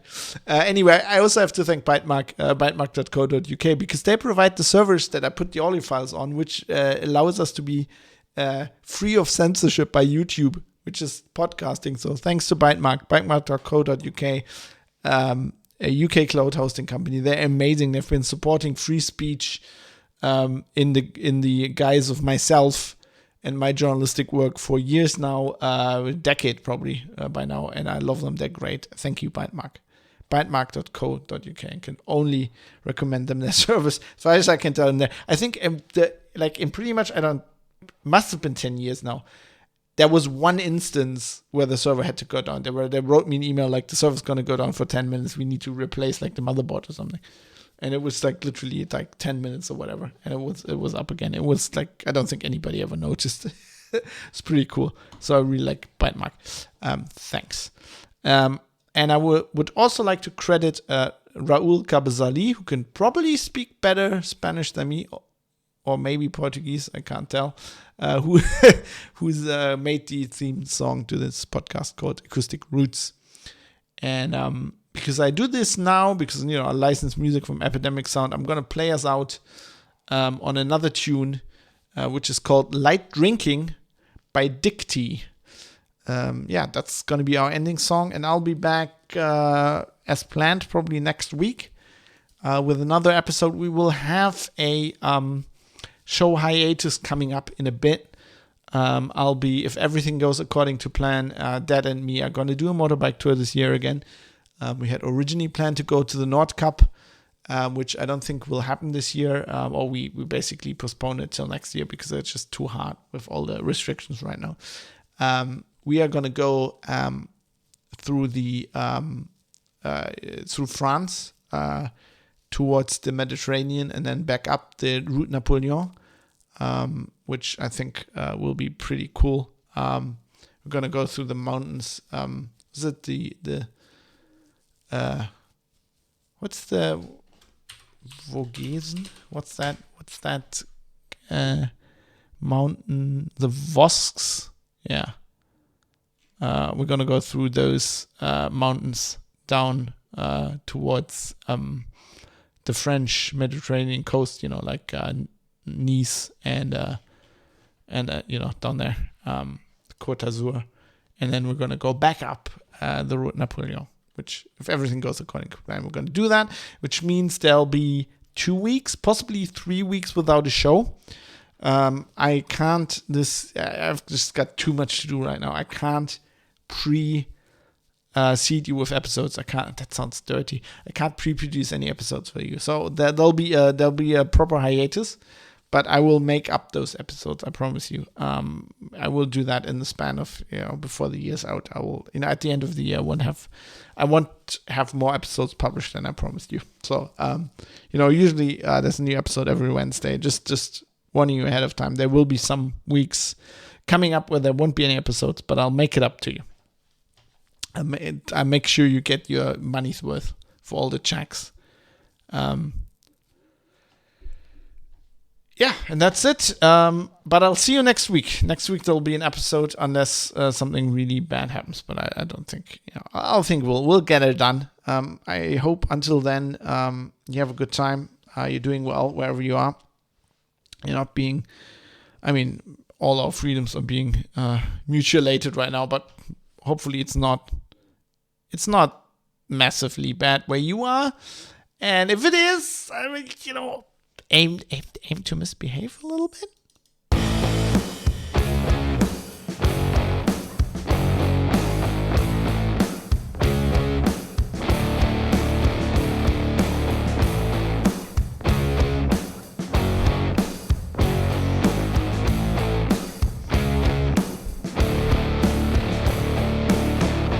I was thinking about you, like drinking some TV.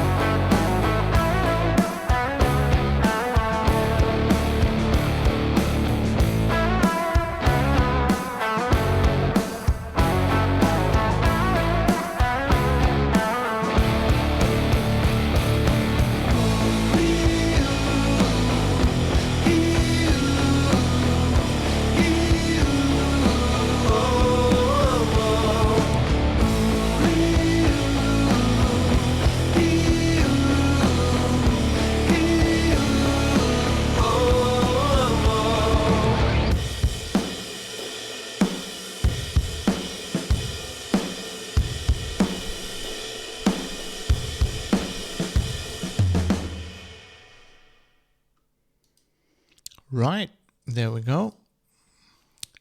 That's the podcast recorded.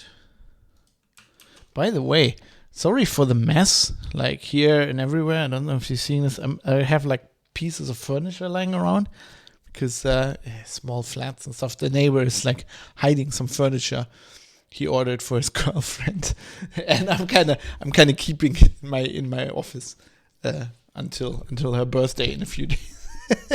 There's just no way I could hide it all in front of the gate. It's just like, yeah, it's everywhere. It's ridiculous. But yeah, that's why this room looks so bad. I'm gonna now, of course, edit the show. But at first, let me just turn the alerts back on. Wait, okay, so on that screen it's back on. So it's back on. Right, so alerts are back.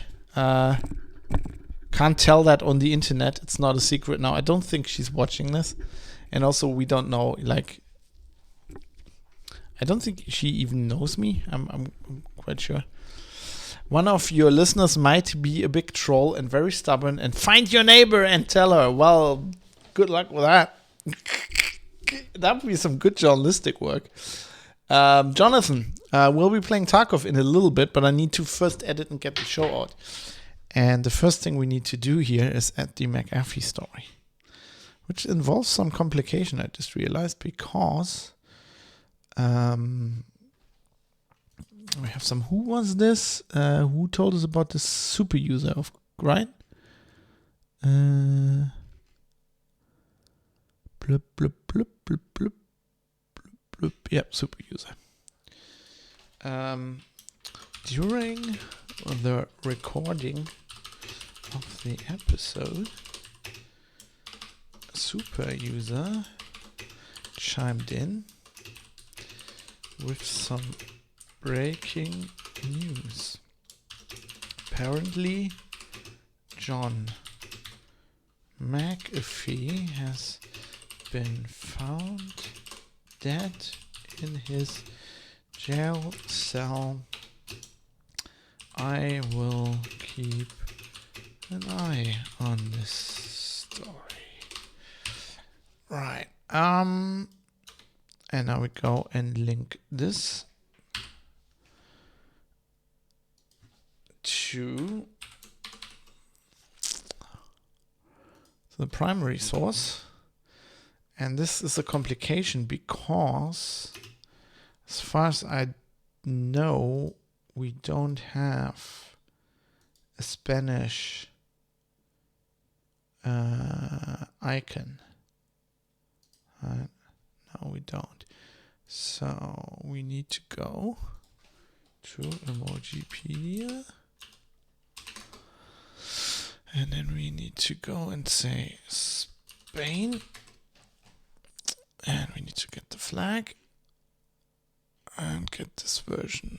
And save image as... Oh, see, it's remembered this.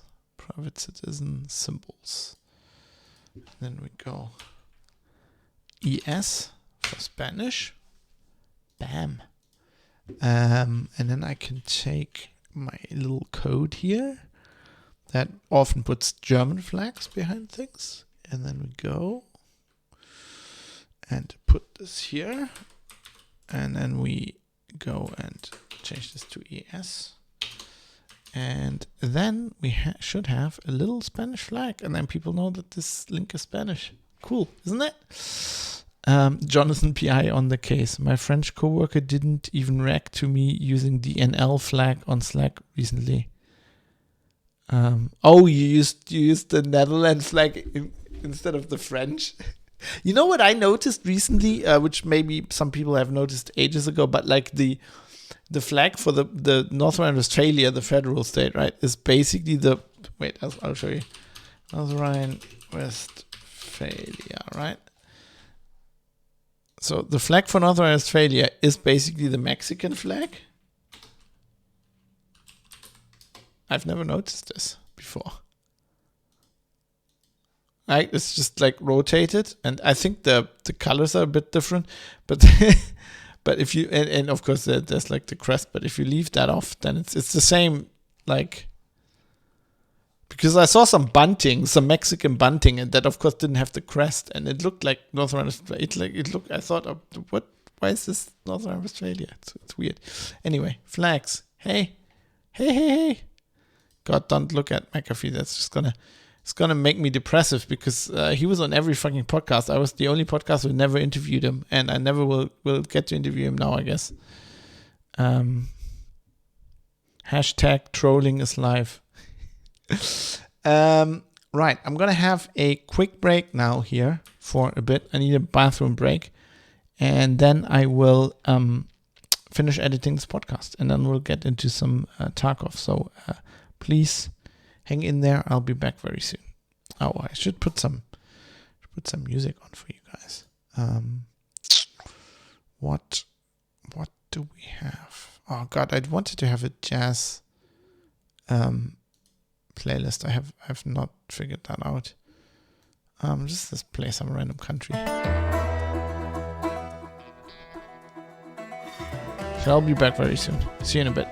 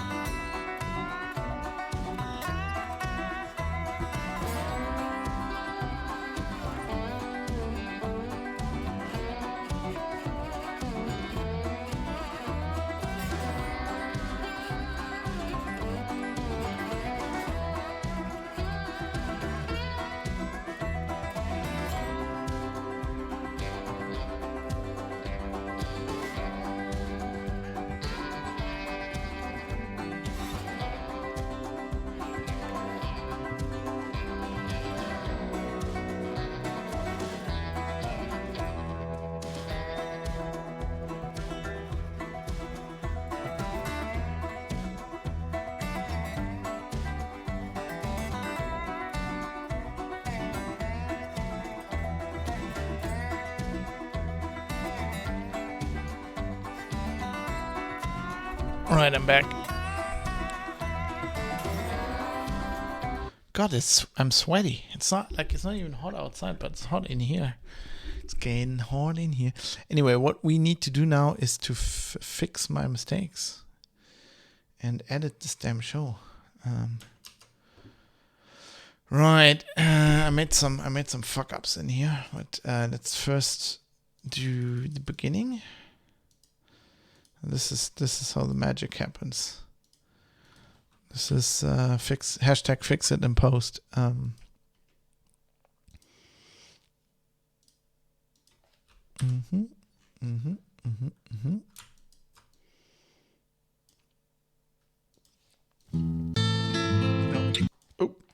that's not what I wanted to do.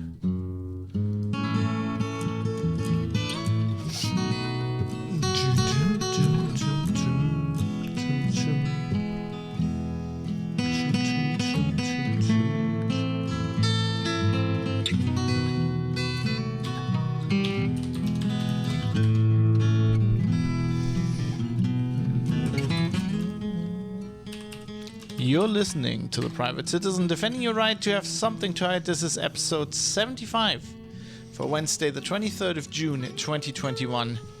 YouTube's unfair censorship.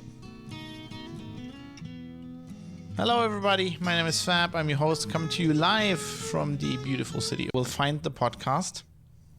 That is the most important thing. I mean, I live stream these on Twitch, I'm doing that right now. I want to talk about in this episode. So what happened with YouTube?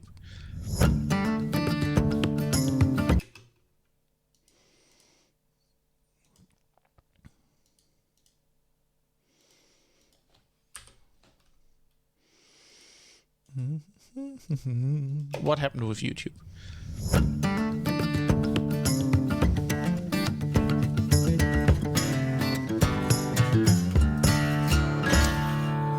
Yeah, so what happened is on no agenda. Yeah, it's a great time to be a podcaster. And that was basically about the new upload filters thing.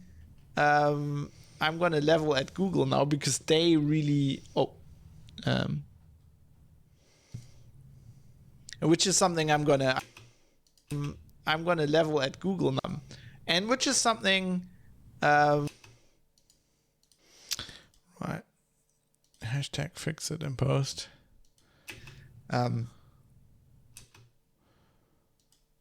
Hashtag fix it in post. Hashtag fix it. And which is something I'm gonna fix it some more. Fix it some more. How often did you hit the fun button today? You know, the button where I broke everything? Twice. I've never done this before, by the way. It's the first time. Let's see if this... Come on. Cool. Which is something I'm gonna level very, very critical. Which is I think this is very, very critical. Which is something I'm gonna level at Google now because they didn't do that. You know, they admitted they were wrong, but they didn't. I'm such a pro. Right, here we go. Broop. I might sneeze. Do I have a tissue? Oh God, I don't have a tissue. I'm also not sneezing. Okay. Catastrophe averted. I'm gonna get into that right now.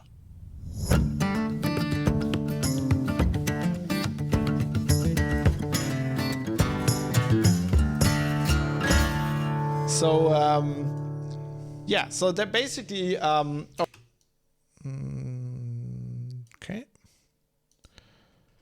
To you now why, despite my, or aside from my hurt feelings, I think this is a very important issue. I mean,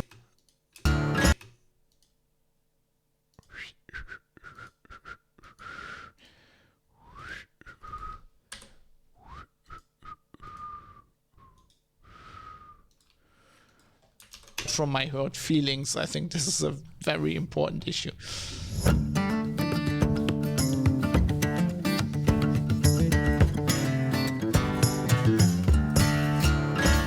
I mean, I wouldn't be wasting your time here. You have to believe me if this was just... Okay. Yeah, it's... Okay. Where's the second time I hit the fun button? There we go. Look at primary sources. They talk to people. And, this is journalism. God, I keep pushing that wrong button there. I'm sorry, guys. I mean, this is journalism. And, this is journalism. This is journalism.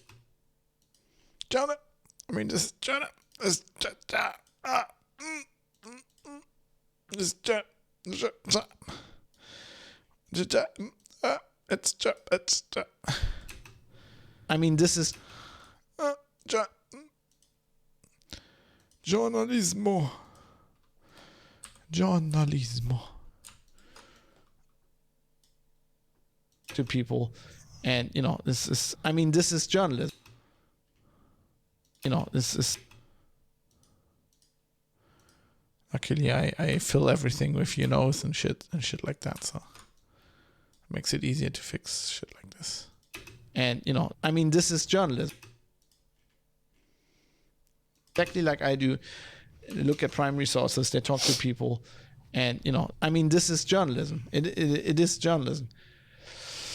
Yeah, I do. Look at primary sources. They talk to people.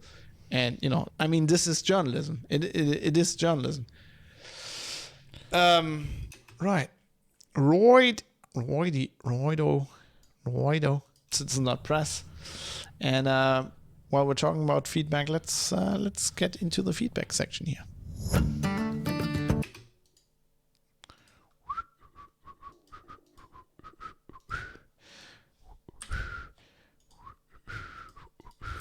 Let's get into the feedback section here.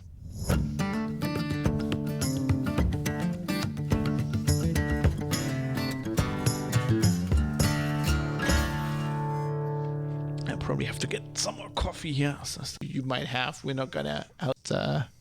That's just. Опачки! Yevgeny continues. I wanted to include it. Like if you have some local feedback, please let me know from where you are. I mean, my response to this whole Russian insanity can only be. Ублюдок!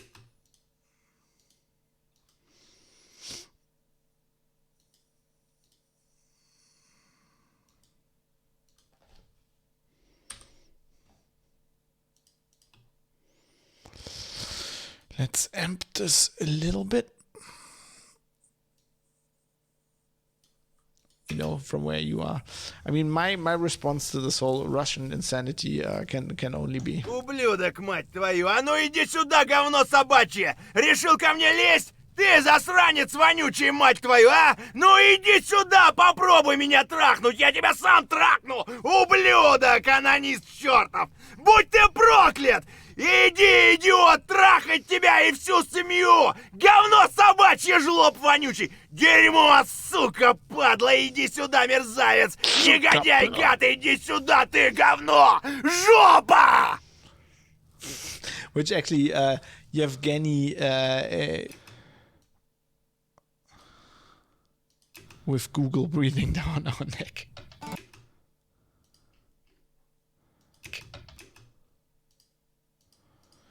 You can hear the sound of me hitting the button. I don't like that. I don't like that. So we're going to get rid of that. With Google breathing down our neck.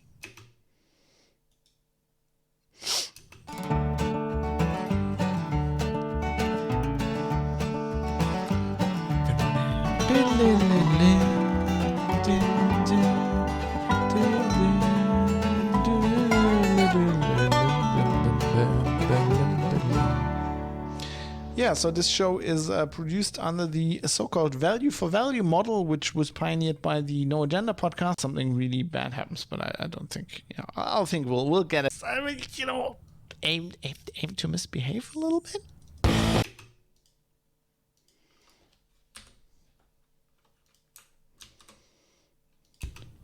It's not massively bad where you are, and if it is, I mean, you know, aim to misbehave a little bit.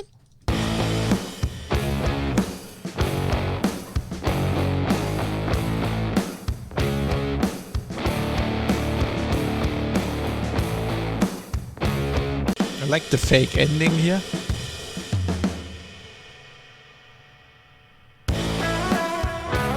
It's very punk.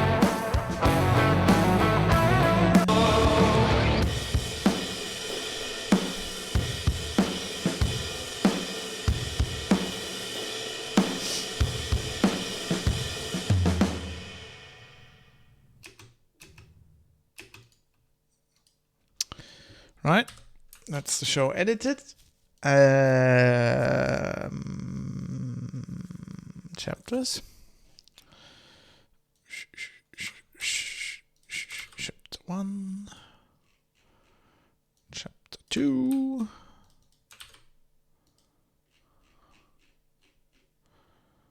Chapter 4. Chapter 5. Chapter number 6. That's the chapters. Now we need to edit this.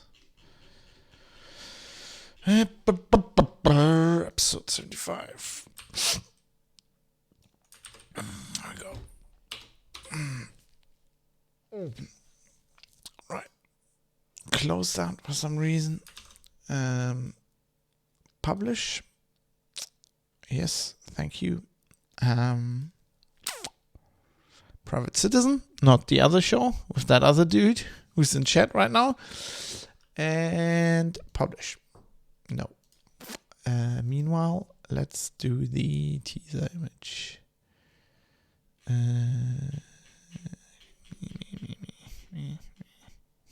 What the fuck? What the that looks like some weird bondage thing. I can't use that. Kind of like that. Kind of like that. It's not really censorship, but it's kind of like it. Save file. Yes, thank you. Deploy the GIMP. Deploy the GIMP.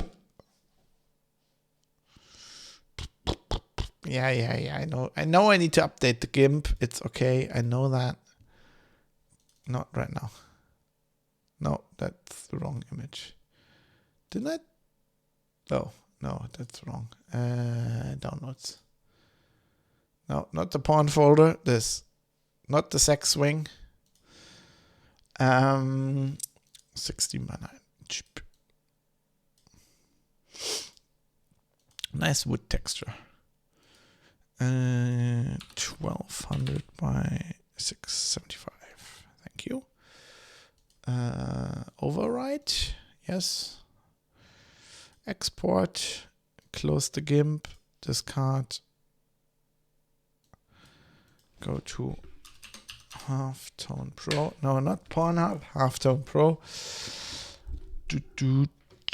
Actually, we can play some music in the background, right? Why I do this? Why don't I have a music button on this? Okay.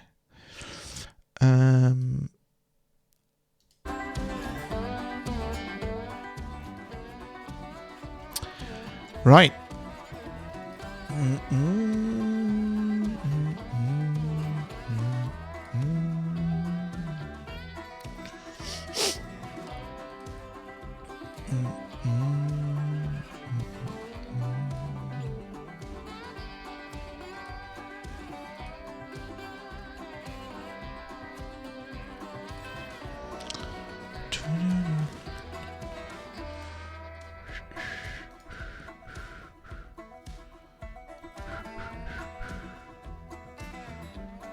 Don't look at the porn folder. Don't look at the porn folder.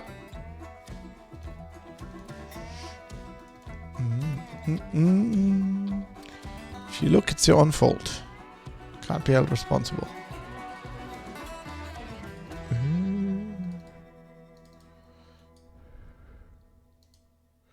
Kind of fits that they're both blue. I didn't actually meant to do that, but it fits.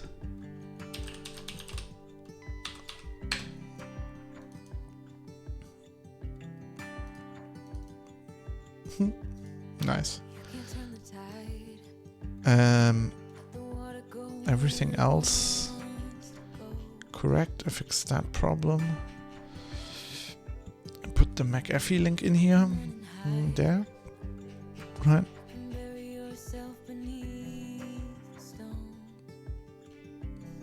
Yeah. Right. So that's all good.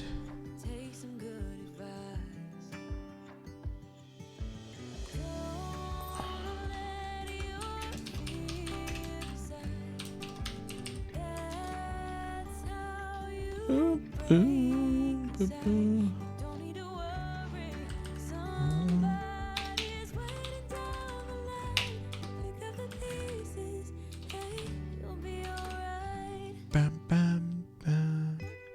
All right. I can feel the sun and how the wind makes way across the fields.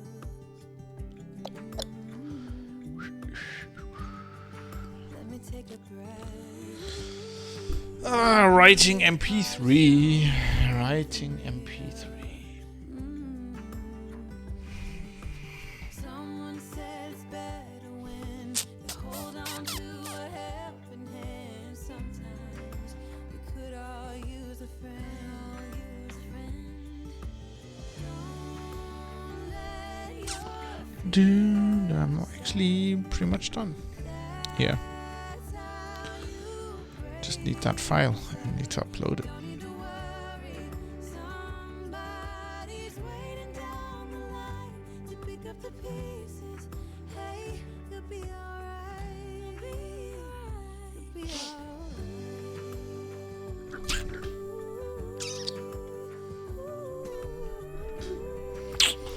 Right. Come on.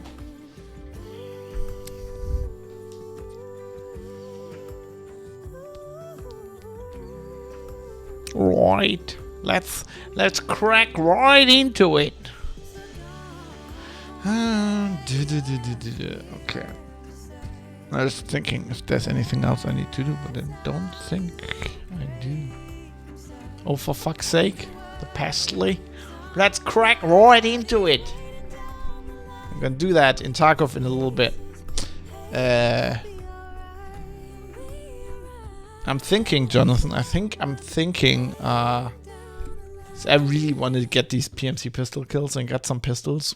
We might just do factory a little bit. How are you? How are you for a little bit of factory action? Cracking right into factory.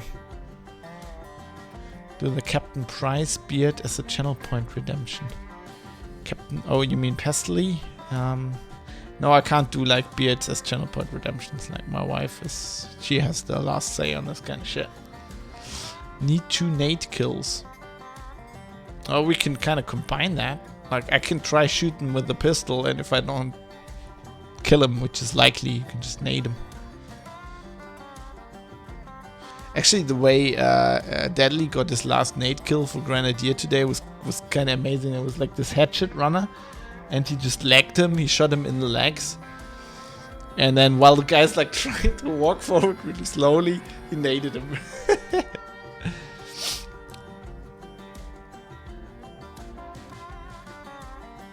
That was pretty cool.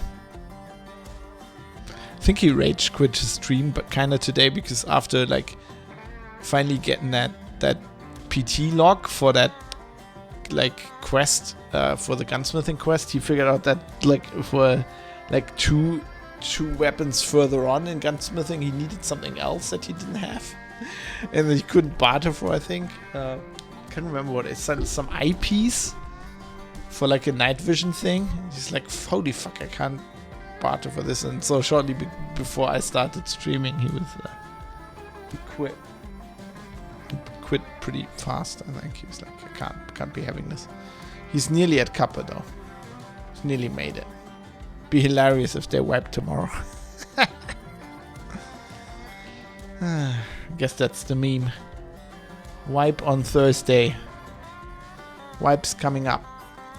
Yeah, so we'll be playing Tarkov here in a little bit once I've got this fucking podcast rendered. I dropped 101 frame during the stream. Doing what? What? Why? Why though? See if there's any more McAfee news.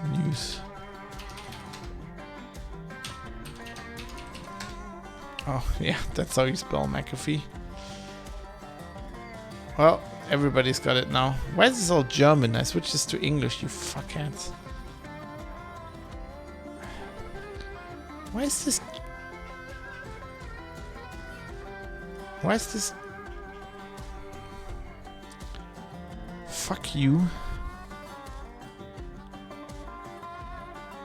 Currently showing results in English. Yeah, but why in fucking Germany? Current region settings. No, not current region. I want fucking... I don't want German fucking news. Germans get news the latest. Yeah, so the BBC has it, so I guess it's official now. Oh. Okay. I guess I deleted the song before deleting it from the playlist. I mean, I guess he could have killed himself, right? Too, because if they were like, we're gonna extradite him. Sir, please let Big Tech decide what's good for you. Fuck Big Tech. Like, how did they find him dead? Was there like a... I want more news. I want more info. Was there like a string or like a rope? A gun? Please refresh the page. Breaking news. Yeah, fuck you, BBC. Right, so we got that. We need to export as well. No, not escape the talk show. It's called Private Citizen Episodes. Did I export the other one to escape the talk show? No, I think that's based on the folder, right? Private Citizen Episodes. Yeah, it's here. That's good. Okay, private Citizen 75, right? Right. Let's pause the music here for a second. Let's just check the file. How long is this one? 4509.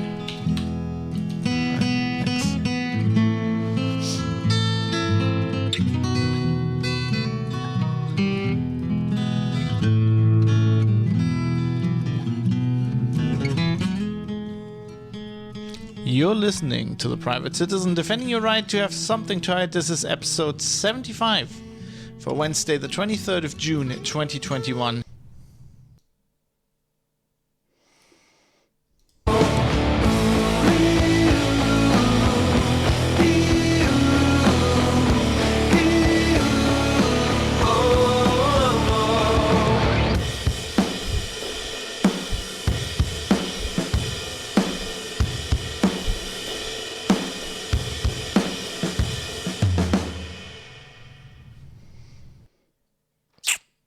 Sounds good. So now I have to switch to the face cam while I go and upload this shit through some nefarious means over the dark net. Oh no, can you see it in my glasses? That's not good. It's not good. It's not. You're not supposed to see the nefarious ways of producing a podcast. This is the secret part, the secret sauce, where you upload it to the Bytebox servers. Can't Google see that as well? Otherwise, they're gonna try to censor that. Gotta be censorship resistant. Let's turn the music back on.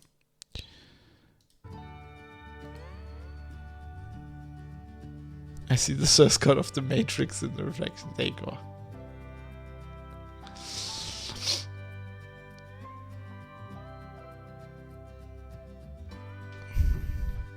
Reminds me, I need to, speaking of the Matrix, I need to urgently check something.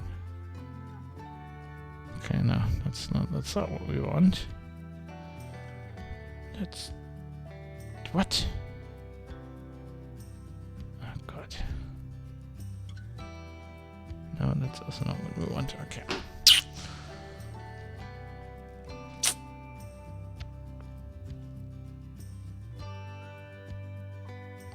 Oh, I already have a topic to talk about amidst the factory chaos. What, John McAfee? The fact that I've never interviewed him. I regret that. Seemed to be a cool guy. Possibly a murderer and possibly insane, but also a little bit of a cool guy. Like all outlaws. Right, so we got that. So now we need to do the other secret thing. The more secret thing. This is even more secret. Oh god, let's have to. Oh, this is gonna take a while, I'm sorry. Just get Siri with the McAfee voice. Did they record a McAfee voice? I want a navigation system with that. Sorry. Gotta concentrate for a bit. Secret commands.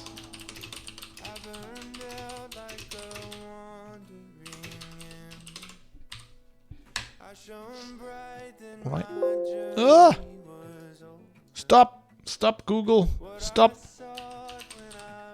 Stop hacking my system. Stop hacking my system. Right, now we do this. And then we do that. And then we do this. And then we do that. And then we do this. And then we do that.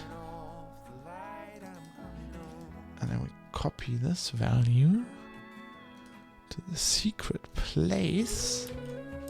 Then we save that. And then we're in the wrong window. And then we're doing this. We do this. And then we do... Wait. And we're doing that. And then we do this. And then we do that. And then... we're good. Then I can do this. And the file is there. And it's all ready. And we can publish the podcast.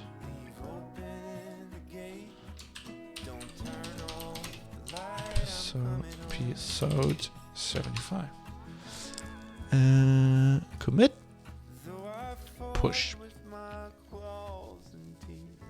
I don't think that's a thing, sadly. That would have been fun. Okay, we got that. That's done. Yeah, why not?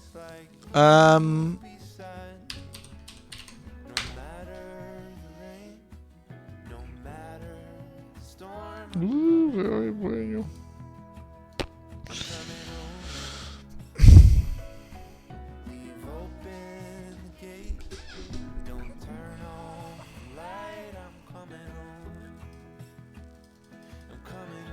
What?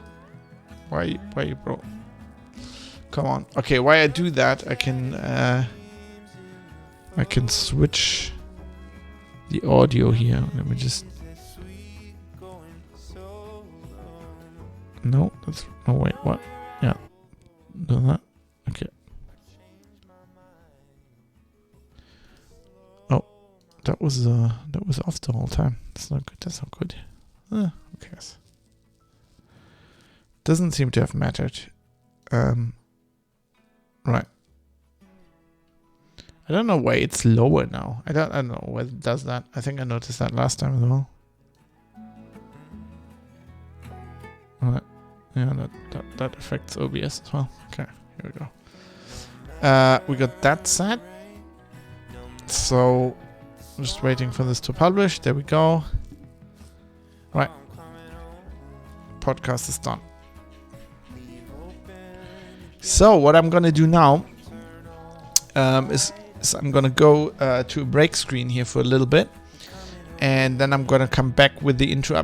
Meanwhile, I'm gonna switch my display resolution, get some refreshments. So it's gonna take a few minutes, and then we'll be back with some Tarkov. I'm gonna switch my stream description as well in the meantime, and then I'll be back with some Tarkov with lovely Jonathan, who will join me for some factory runs, which should be fun. So see you in a bit.